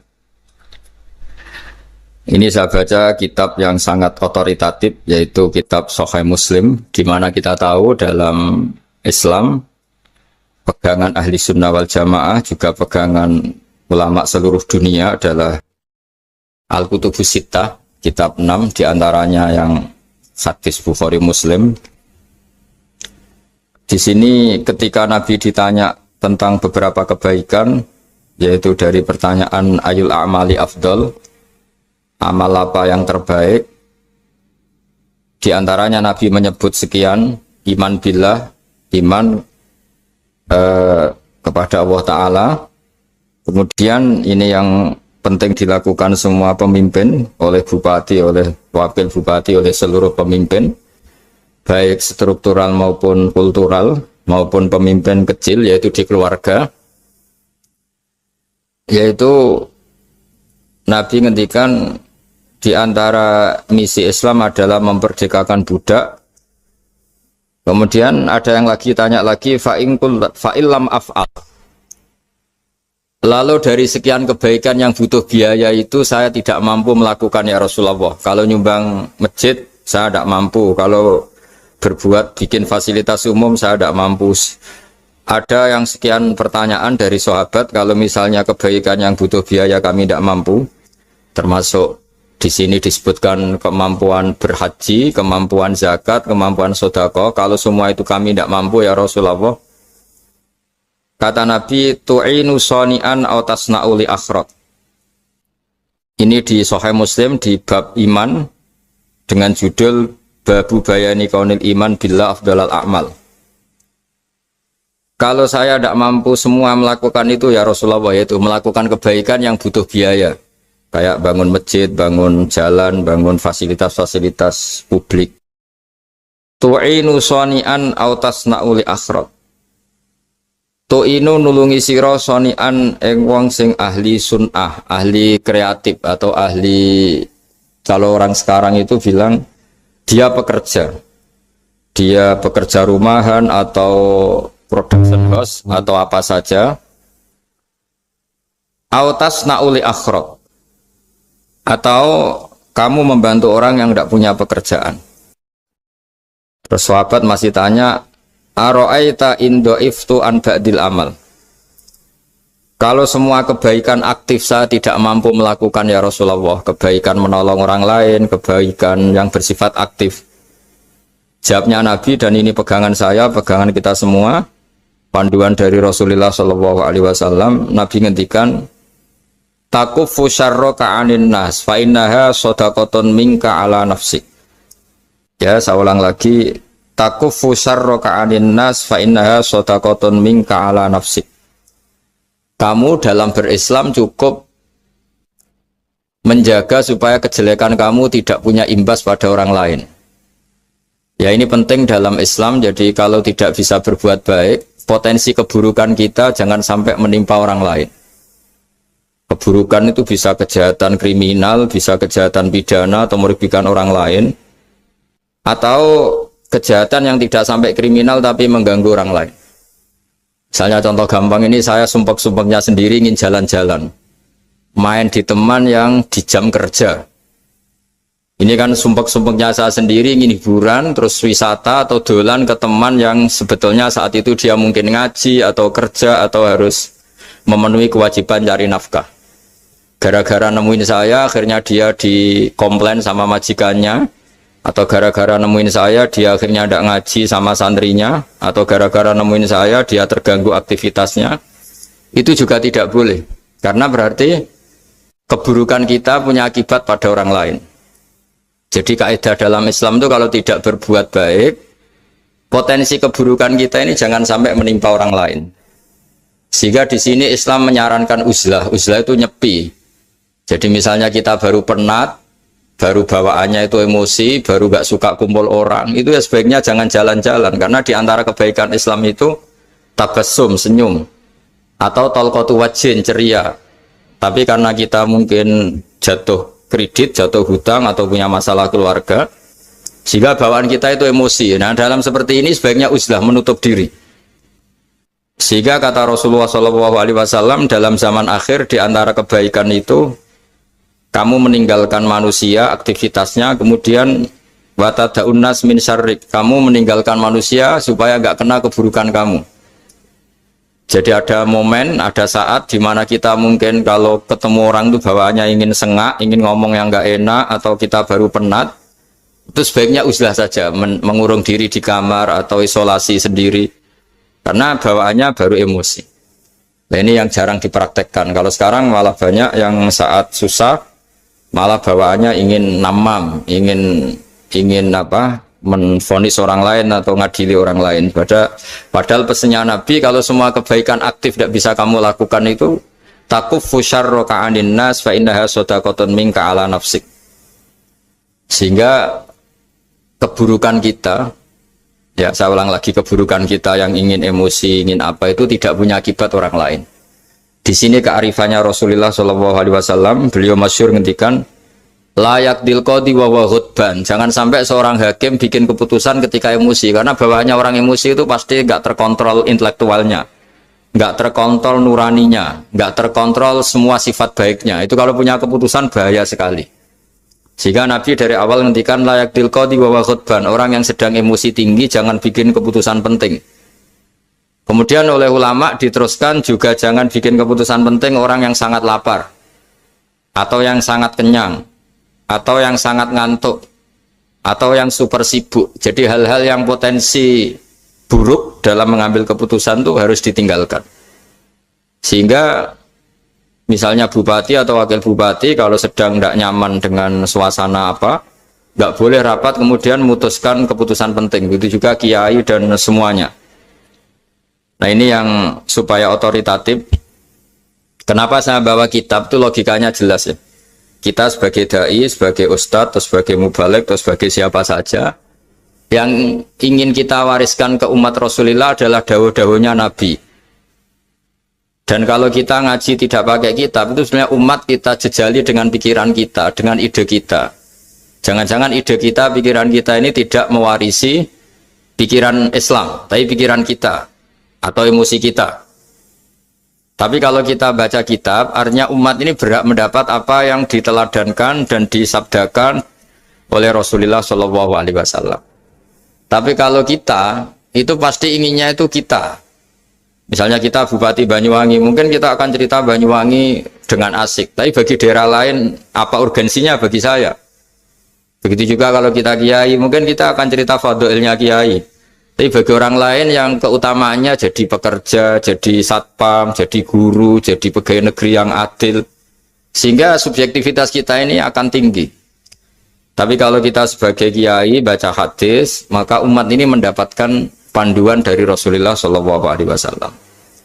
Nah, dari sekian panduan itu kata Nabi, jika Anda tidak bisa berbuat kebaikan aktif, maka kebaikan yang harus Anda lakukan adalah potensi kejelekan kamu jangan menimpa orang lain.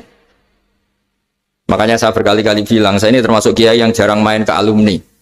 Karena tadi kadang-kadang alumni itu sudah mau kerja di tempat kerjanya atau mau janjian ngantar anaknya sekolah, gara-gara ada saya mungkin semua itu dibatalkan. Sehingga silaturahim itu juga harus dimanage supaya tidak mengganggu haknya orang yang kita silaturahimi. Jangan sampai silaturahim jam 9 saatnya orang kerja kemudian dia dapat peringatan dari pabriknya gara-gara sering didolani kiainya, itu kan jadi ribet. Atau kiai karena sering didolani terus tidak ngaji metu tamu terus, itu kan jadi ribet. Apapun itu, sehingga orang itu harus berpikir perilakunya itu tidak punya akibat la doror wa la diror. Jangan mengganggu dirinya, juga jangan mengganggu orang lain. Ini oleh Nabi disebut takuffu syarroka adin nas fa innaha sodaqotun minka ala nafsik.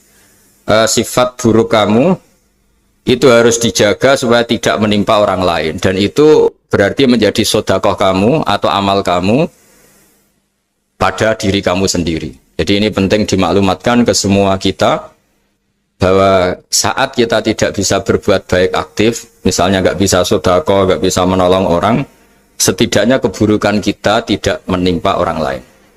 Nah, termasuk keburukan yang terselubung adalah kita punya pikiran yang menurut kita ini hebat, tapi bagi orang lain mungkin bahaya.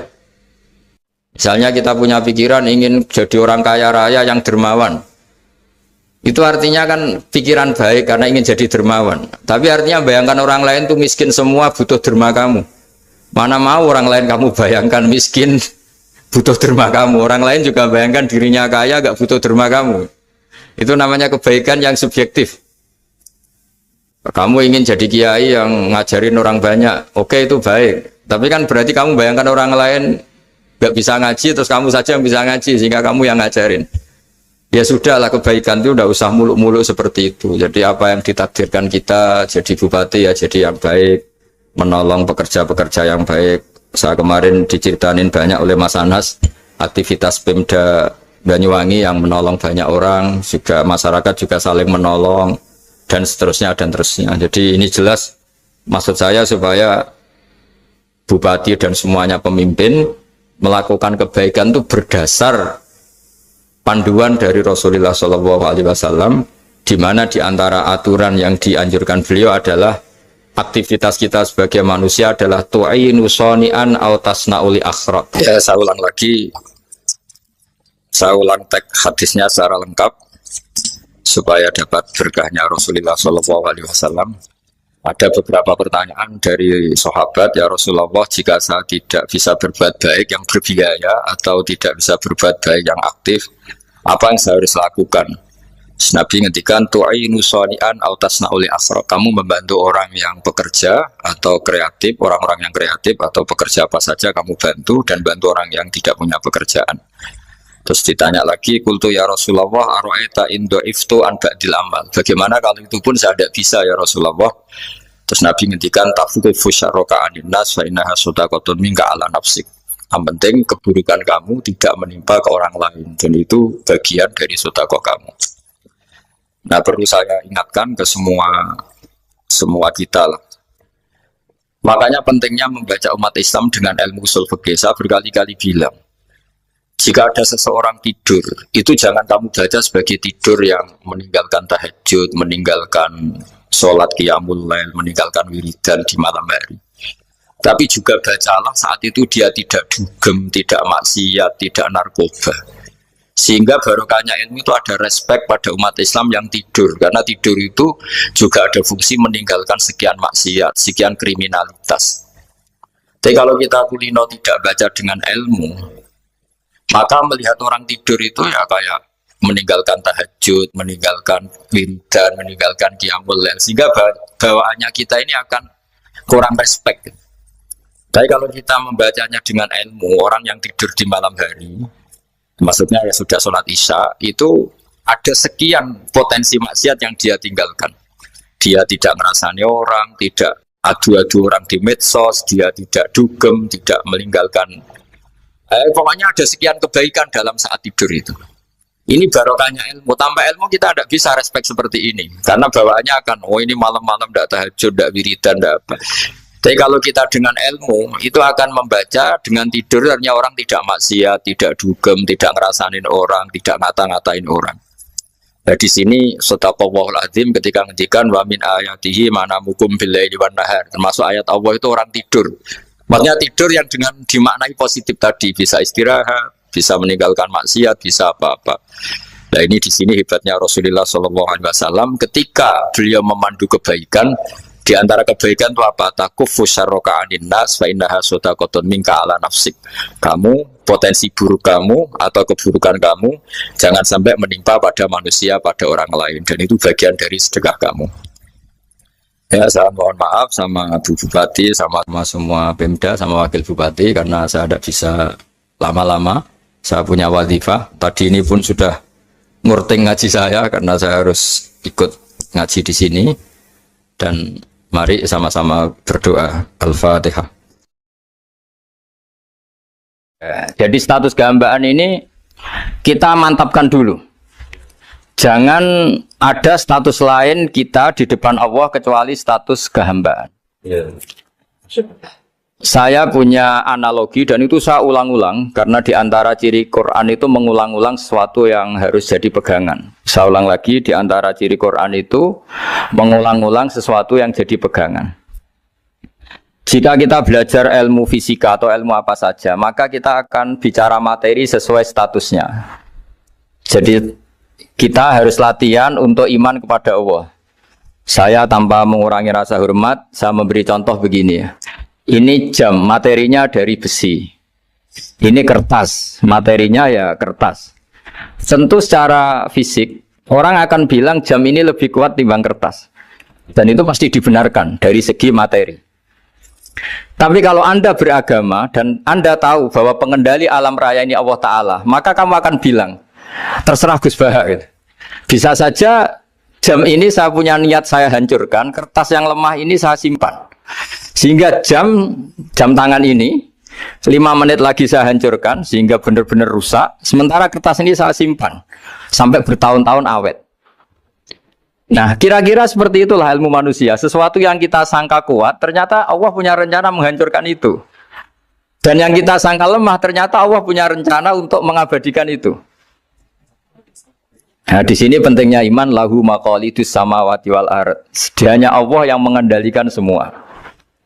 Jadi jangan mentang-mentang kita punya ilmu bahwa materi besi itu lebih kuat timbang kertas, terus kita pastikan bahwa besi lebih awet ketimbang Kertas.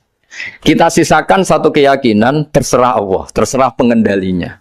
Nah itu agama. Bilang terserah pengendalinya itu agama. Ya mungkin tadi aja problem sinyal, saya ulang lagi. Ibarat saya ini megang jam tangan, yang materinya dari besi. Ini kertas yang materinya lemah. Tentu kita akan bilang bahwa jam atau besi lebih kuat ketimbang apa? Kertas. Tapi Anda salah. Anda harusnya ngomong bahwa terserah pengendalinya. Bisa saja saya punya rencana menghancurkan besi ini sehingga 5 menit lagi hancur. Dan saya ingin mengabadikan kertas ini, saya simpan di tempat yang aman. Nah kira-kira agama itu bukan anti ilmu, sehingga agama boleh kamu mengatakan besi ini lebih kuat ketimbang kertas. Tapi harus kamu tambahi dari segi materi. Tapi kalau dari segi pengendalinya, maka kita jawab terserah Allah Subhanahu wa ta'ala. Nah ini di sini pentingnya beragama. Jadi meskipun Mars itu kayak apa kuatnya, bumi, gunung kayak apa kuatnya, ternyata gunung yang kita kira kuat, ternyata nyimpan magma yang potensi meledak. Yang gunung kecil yang kelihatan dari pasir kecil yang tidak berdaya, ternyata nggak nyimpan magma, jadi nggak direncanakan untuk diledakkan. Itu, nah agama itu seperti itu, yang disebut di surat Yasin misalnya Allah itu siapa? Biyadihi malakutu kulli, yang dalam kendalinya itu semuanya di alam raya ini. Sehingga di kehidupan nyata juga sama. Ada orang yang nekuni ilmu ekonomi, tapi miskinnya Masya Allah. Ada yang gobloknya Masya Allah tapi kaya. Ada kiai yang punya doa banyak, hidupnya biasa. Yang nggak punya doa kaya. Itu saya pernah baca di sebuah hadis qudsi. Ada riwayat begini. Nabi Musa ketemu Allah ditanya. Limadza kata Allah. Kenapa saya memberi rezeki orang yang bodoh? Mak itu orang yang bodoh sekali. Kadang tak ciptakan dia jadi orang kaya. Dan yang pintar ekonomi kadang tak ciptakan jadi orang miskin. Si Nabi ini tanya, kenapa ya Allah? Supaya dia tahu yang mengendalikan rezeki itu saya, bukan ilmunya dia katanya. Jadi banyak orang, misalnya kita yang pintar, dipekerjakan orang yang nggak pintar, yang punya pabrik tidak pintar, mengerjakan orang yang pintar. Jadi ya kira-kira agama itu seperti itu. Sehingga dalam kita beragama itu yang paling ditekankan itu tawadhu. Tawadhu itu merasa sopan atau memang sopan betul. Kalau dalam Ihya disebut sekiranya Anda tidak bisa tawadhu secara rasa, tawadhulah secara ilmu. Saya ulang lagi ya, sekiranya Anda tidak bisa tawadhu secara rasa, tawadhulah secara apa? Ilmu. Karena ilmu itu akan abadi. Saya beri contoh begini, saya ini kan misalnya kiai di kampung saya atau di kecamatan saya. Saya mungkin bisa merasa hebat karena saya tokoh di sini. Tapi pastikan sebelum ada saya yang bernama Baha ini, agama sudah jalan. Dan di daerah lain yang nggak kenal saya juga agama sudah jalan. Betapa tidak pentingnya saya di kawasan-kawasan yang nggak butuh saya atau di era yang sebelum ada saya. Nah dengan ilmu seperti itu orang pasti tawadhu karena dia tahu daerah yang nggak ada saya ternyata ya ada masjid, ada agama. Periode yang sebelum ada saya juga agama jalan. Sehingga kita tidak kumo luhur, wah kalau nggak ada saya agama nggak jalan. Zaman Wali Songo tidak ada saya agama ya jalan. Ekonomi juga gitu. Kalau Anda pakar ekonomi yang mensejahterakan rakyat, cara tawadhu itu kalau nggak bisa dengan rasa, dengan ilmu. Sebelum ada kamu banyak orang kaya, banyak orang yang nggak kenal kamu juga kaya. Banyak periode yang saat itu udah ada Anda juga kaya. Berarti Anda ini tidak siapa-siapa. Makanya saya pernah didatangin seorang profesor. Ini kisah nyata. Gus, sebetulnya saya dengan bapak saya itu pinter mana. Bapak saya itu tidak tamat SD, tapi saya bisa profesor. Saya ini profesor, anak saya naik kelas saja sudah senengnya bukan main. Setidaknya ini orang bodoh bisa menciptakan orang pinter. Yang orang pinter kesulitan menciptakan orang pinter lagi. Nah, kalau kita tidak bisa tawadhu secara rasa, tawadhulah secara ilmu. Ikhlas juga gitu. Saya sering ngajarkan ikhlas di beberapa kesempatan ngaji. Kalau Anda tidak bisa ikhlas secara rasa, ikhlaslah secara ilmu. Pasti bisa. Bukan mungkin bisa, pasti bisa. secara ilmu. Makanya di Quran disebut fa'lam annahu la ilaha illallah. Ilmu, fa'lam itu dari kata ilmu. Saya beri contoh, saya mulai kecil sampai sekarang. Sekarang saya sekitar umur 50 tahun. Mulai kecil sampai sekarang itu ya bilang kalau kertas ini putih. Itu ya ada yang gaji, ada yang bayar. Tapi saya selalu bilang kertas ini putih. Yang hitam ya saya katakan hitam, yang merah saya katakan merah. Kenapa? Karena itu fakta. Saya ulang lagi, karena itu fakta. Sehingga saya untuk mengatakan putih tidak perlu ada yang bayar. Sehingga ketika kita latihan sholat, latihan ibadah, dan mengakui Allah itu sebagai Tuhan kita akan malu. Loh, faktanya Allah itu kan Tuhan. Mau mengatakan fakta kok minta upah ini gimana? Kita mengatakan Allah Tuhan itu sama dengan mengatakan kertas ini putih. Sama-sama itu fakta. Sama seperti saya mengatakan Pak Jokowi itu presiden kami. Itu kan fakta. Masa nunggu kalau dikasih BLT katakan presiden, kalau enggak ya enggak. Itu kan ribet jadi. Pak Manut misalnya rektor UGM. Mbok saya enggak digaji di sana atau enggak kerja di sana bilang kalau beliau itu rektor. Pak Ganjar gubernur Jawa Tengah. Mbok saya dikenal apa enggak ya beliau tetap gubernur. Lama sekali kita mengatakan fakta itu ikhlas. Ikhlas itu artinya enggak minta apa-apa. Karena kita ingin ngomong sesuai fakta. Nah Allah Tuhan itu fakta gitu. Nah kenapa untuk mengatakan Allah Tuhan nunggu? Dah, saya ini Tuhan kamu. Ya nunggu dulu Gusti, kalau engkau masukkan kami ke surga, engkau Tuhan. Kalau enggak ya enggak jadi. Itu tidak bisa seperti itu. Ya Allah tetap Tuhan. Nah, kalau Anda tidak bisa ikhlas secara rasa, ikhlaslah secara ilmu. Ilmu ya tadi kita akan selalu bilang yang putih, putih, yang hitam, hitam. Makanya ini pentingnya ilmu. Tawaduk juga gitu. Kalau Anda ditakdir orang yang GR, yang gede rumongso, ditakdir orang yang kumo luhur, secara rasa bisa dilawan secara ilmu. Ada periode di mana sebelum ada kita yang kaya ya banyak, yang dapat hidayat ya banyak, yang terpelajar ya banyak. Ada daerah yang nggak kenal kita, nyatanya pendidikan di situ jalan, sistem sosial baik. Betapa tidak pentingnya kita. Nah ini nanti memaksa kita atau melatih kita untuk tawaduk. Nah dari hikmah ilmu itu kemudian kita minta maaf sama orang lain itu mudah. Karena kita sadar bahwa adanya kita ini problem. Saya sering digojlok orang-orang kaya. Orang-orang kaya itu ya kadang agak kurang ajar tapi nggak bisa dibantah. Begini, pernah tanya saya gini, Gus, saya ini punya mobil mahal, harganya 2 miliar. Kayaknya yang berak pakai jalan raya saya kan. Bisa, bayarnya pajak saya mahal. Sehingga kayaknya paling pantas saya. Yang naik ontel itu kan nggak bayar pajak. Harusnya nggak boleh pakai jalan gitu sih. Terus saya bilang, mbah-mbahnya yang naik ontel itu pejuang, bapak kamu enggak kata saya. Kamu enggak warisnya kata saya. Artinya ada teori dalam kitab hikam itu kitab tasawuf dalam pesantren. Itu kebaikan saja di soal. Misalnya begini, kita ini bangga sebagai urip yang tertib, hidup yang tertib di kantor, di tempat-tempat pekerjaan. Tapi kalau itu semua terjadi, kalau ada kecelakaan di jalan itu nggak ada yang nolong langsung. SAR paling efektif, tim penolong paling efektif itu ya orang-orang nganggur itu. Orang-orang yang di jalan-jalan di perapatan itu kalau ada kecelakaan langsung nolong. Itu nanti ambulan itu yang kedua, ketiga, yang nolong pertama ya orang-orang yang nganggur-nganggur di jalan itu. Ada orang tersesat nolong. Maka ketika seorang sahabat tanya, ya Rasulullah kalau engkau melarang kita jagongan di jalan, itu kita tidak bisa. Tapi kata Nabi, ya silahkan saja, tapi adu haqq thoriq, hak kamu di jalan itu datangkan. Apa itu? Ya kamu bisa amar ma'ruf nahi mungkar. Coba kalau di terminal, di tempat publik banyak orang yang soleh, itu nanti copet ya sungkan. Yang mau jambret ya sungkan, karena yang di situ orang-orang soleh. Nanti yang nggak sholat juga sungkan, karena yang di situ banyak yang sholat. Jadi kenyamanan orang pergi jauh di tempat-tempat sepi itu ya barokahnya orang-orang nganggur terus ngaji, wah nengkono masih rame, ada orang yang di perapatan, di pertigaan. Bayangkan kalau ini orang-orang soleh, pasti itu nyaman. Karena wilayah publik dihuni orang-orang yang soleh. Tapi orang pasti bilang itu nggak tertib. Kita inginnya hidup ya tertib di kantor atau yang suka di masjid, di masjid.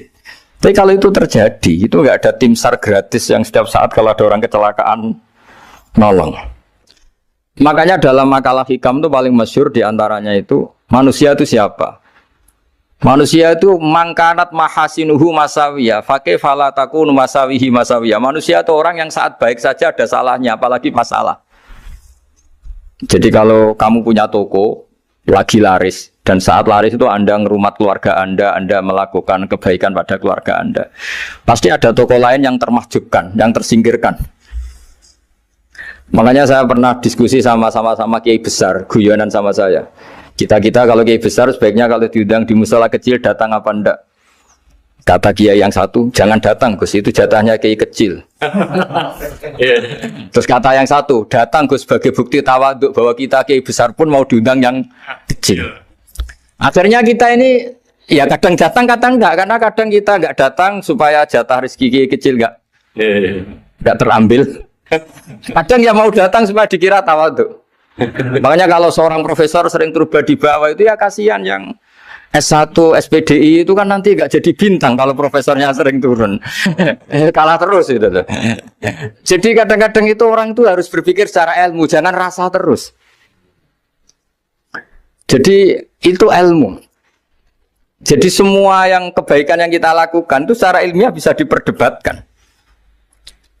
Ada orang senang ngomong serius supaya bangsa ini maju. Tapi bapak saya itu pesan saya, kamu kalau ngiyai itu jangan sering ngomong serius kan. Masyarakat sudah capek mikir utang, mikir keluarga. Jadi itu sowan kiai dijak ngomong serius lagi nanti capek kan. Sehingga kiai dulu itu kalau ketemu orang ya guyon terus. Karena tahu masyarakat sudah capek. Sudah banyak yang takut tanggal kredit gitu. Sudah takut tanggal kredit, takut problem sowan kiai diancam neraka lagi, itu kan ketakutan berkali-kali. Jadi makanya ini kan kebaikan itu dievaluasi karena kita tidak nabi, tidak wali. Jadi kalau kata hikam itu apa yang Anda kira baik itu ada masalah, apalagi sedang masalah. Saya sering cerita ada orang suami istri harmonis sekali. Itu tanyakan ibunya, pasti mulai gak peduli dengan ibunya karena terlalu harmonis dengan istri. Tapi itu pasti bukan mungkin lagi. Jadi jangan tanya istrinya, tanya ibunya. Oh, jok nikah lupa saya. Ngalor ngidul sama istrinya. Tanyakan temannya. Wah, itu jok nikah lupa temennya. Tapi yang baik sama teman, tanyakan istrinya. Jatah belanja untuk ngopi. Begitu terus itu. Jadi siklus sosial itu. Nah, di sini pentingnya saling minta maaf karena dalam kebaikan kita pasti ada kesalahan. Ketika karir kita baik di pemerintahan maupun di kampus, pasti dengan sendirinya ada yang agak tersingkirkan. Meskipun itu sudah hukum alam, tapi apapun itu kita harus minta maaf. Makanya banyak, saya sering cerita berkali-kali, dulu itu ada dua nabi yang seangkatan. Itu luar biasa debat ilmiahnya, tapi debat baik. Mulai dulu ya ada polemik itu ya mulai dulu ya ada. Yang Nabi Yahya itu suka berkawan orang-orang soleh. Kalau ditanya kenapa kamu berkawan orang-orang soleh, ya enak lah, karena berkawan orang soleh. Yang Nabi Isa sering berkawan orang-orang yang enggak jelas. Ditanya, kenapa Anda suka berkawan orang-orang yang enggak jelas? Innama ana tabibun udawil mardo. Nabi dan kiai itu ibarat dokter, ya tentu menyembuhkan yang sakit. Kalau Anda seorang dokter, pasti neliti daerah-daerah pandemi, masa neliti daerah sehat? Nah, jadi dulu bapak wasiat ke saya gitu, kowe nak jadi kiai kok bengkel. Jadi kiai itu kayak bengkel. Kalau nggak siap dadani orang nggak jelas ya jangan jadi kiai kan. Itu ya. Tapi kan masalahnya kita sendiri solehnya pas-pasan, takut terkontaminasi. Jadi yang jelek bukan jadi baik. Kita yang baik jadi jelek. Nah itu kan mulai dulu ya polemik sejauh mana kita punya kekuatan untuk tidak terpengaruh yang negatif. Yang negatif terpengaruh kita menjadi positif. Jadi ini cerita-cerita sawalan bahwa dalam kebaikan kita itu ada kesalahan. Maka kita tetap istighfar, tetap saling minta maaf. Dulu bapak saya kalau diceritain ada seorang kiai sampai sepuh jadi imam masjid, istiqomah sekali. Dulu bapak saya itu guyu. Ya istiqomah, tapi wong liya terus ra iso dadi kader. Jadi calon-calon kiai ini sudah putus asa karena nggak pernah punya kesempatan jadi imam. Jadi di balik istiqomah itu ya ada memahjubkan orang lain. Makanya alhamdulillah di Indonesia itu ada pegawai pensiun. Kalau enggak habis itu. Karena yang anyar-anyar itu mesti ini kurang pengalaman, ini kurang senior. Tapi baru kan ada pensiun kan gantian. Tapi masalahnya di dunia kiai itu udah ada pensiun. Tambah sepuh tambah mantap, tambah sepuh tambah mantap. Nah itu sebaiknya ya mulai mundur-mundur sedikit dari imam masjid itu. Ya nyari-nyari yang lain lah supaya ada kaderisasi, ada. Jadi intinya itu Di balik kebaikan yang kita lakukan pun itu ada masalah, sehingga kita butuh istighfar. Di sini pentingnya dawuhnya para wali-wali. Dulu ada istilah wastighfaruna yahtaju ilal istighfar. Ketika kita minta maaf, sebetulnya minta maaf sendiri itu butuh minta maaf lagi. Minta maaf lagi itu butuh minta maaf lagi. Misalnya saya dengan Mas Hilmi ini akrab, pernah pakai uangnya misalnya. Itu kadang kita bayar itu malah tersinggung, kok kayak orang lain saja bayar.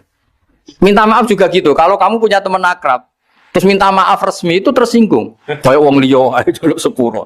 Jadi kadang jaluk sepuro itu malah masalah.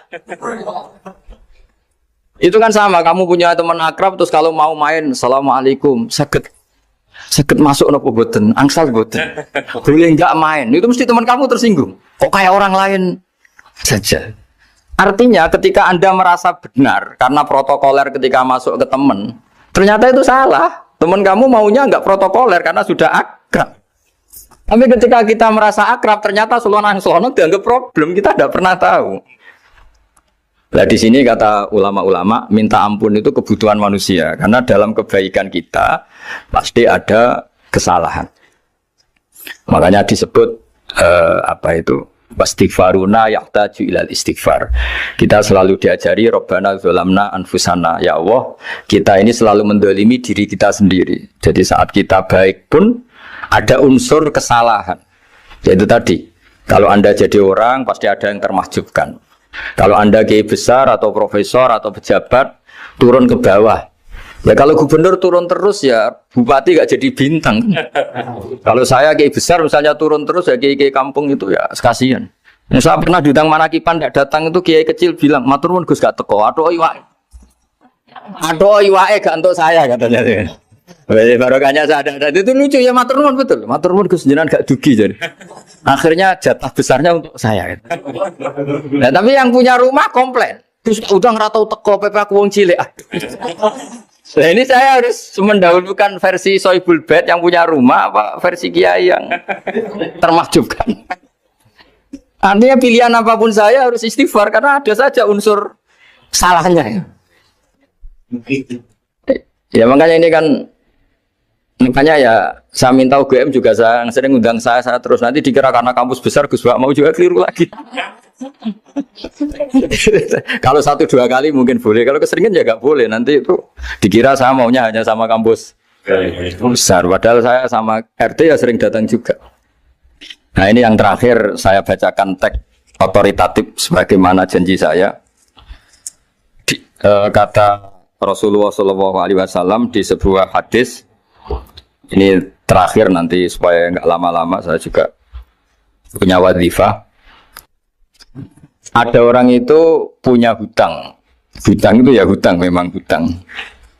Singkat cerita orang itu tidak bisa bayar sampai akhirat. Dan aturannya Allah, orang yang punya hutang tidak bisa bayar ini harus diaudit, harus diselesaikan di akhirat. Kalau tidak bisa diselesaikan di dunia, diselesaikan di akhirat. Walhasil akhirnya di akhirat itu ditagih dan tidak mampu bayar. Karena di akhirat sudah tidak ada kredit, tidak ada ATM, tidak ada apa saja. Terus kata Allah, solusinya kebaikan kamu dikasihkan yang ngutangi. Ternyata kebaikan dia tidak cukup juga. Bayarnya apa? Kejelekan yang ngutangin dikasihkan yang utang. Kayak apa celakanya? Kebetulan yang ngutangi salahnya banyak, ini kan repot. Tapi Allah itu tidak suka kalau ada orang mukmin yang satu saudara kemudian masuk neraka karena saudaranya ini. Kata Allah, jika ini masuk neraka berarti disebabkan komplain atau ketidakikhlasan temannya yang mukmin. Masa orang mukmin menyebabkan mukmin yang lain masuk neraka? Allah tidak ingin. Makanya di antara nikmatnya beragama itu ukhuwah, persaudaraan. Baik persaudaraan atas nama iman atau atas nama kebangsaan atau atas nama kemanusiaan. Akhirnya si yang ngutangi ini tadi, jangan dibahasakan kreditur, nanti kita kayak bank, yang ngutangin nanti. Ya bahasa gampangnya yang ngutangin, karena tidak semua orang ngutangnya sama bank. Sama Allah ditunjukkan satu surga yang luar biasa. Nanti tak baca teks Arabnya ya, supaya dapat berkahnya bahasa Arab. Terus saking mewahnya surga itu, si yang ngutangin tanya, ya Allah itu untuk nabi siapa? Karena semewah itu pasti untuk kelas nabi. Atau untuk wali siapa? Katanya, Terus kata Allah, sabda Allah, untuk siapapun yang mampu membeli. Lalu siapa yang bisa membeli surga semewah itu? Kamu bisa. Terus dengan apa ya Allah? Kamu mengampuni teman kamu itu, kamu bebaskan dari utangnya. Nanti tak kasih surga itu. Terus akhirnya sama Allah, kata orang itu, ya Allah saya bebaskan. Ya sudah, kamu berdua masuk surga. Ya, betul. Karena Allah tidak ingin ada kasus aneh. Dua orang mukmin ini kan bersaudara. Masa bersaudara kemudian yang satu menjadi penyebab masuknya neraka karena ini tidak mau memaafkan. Artinya kalau kita syawalan itu harus benar-benar mau memaafkan. Karena kalau tidak, Anda menjadi penyebab teman kamu masuk neraka. Jadi kita janganlah jadi orang mukmin yang menjadi problem bagi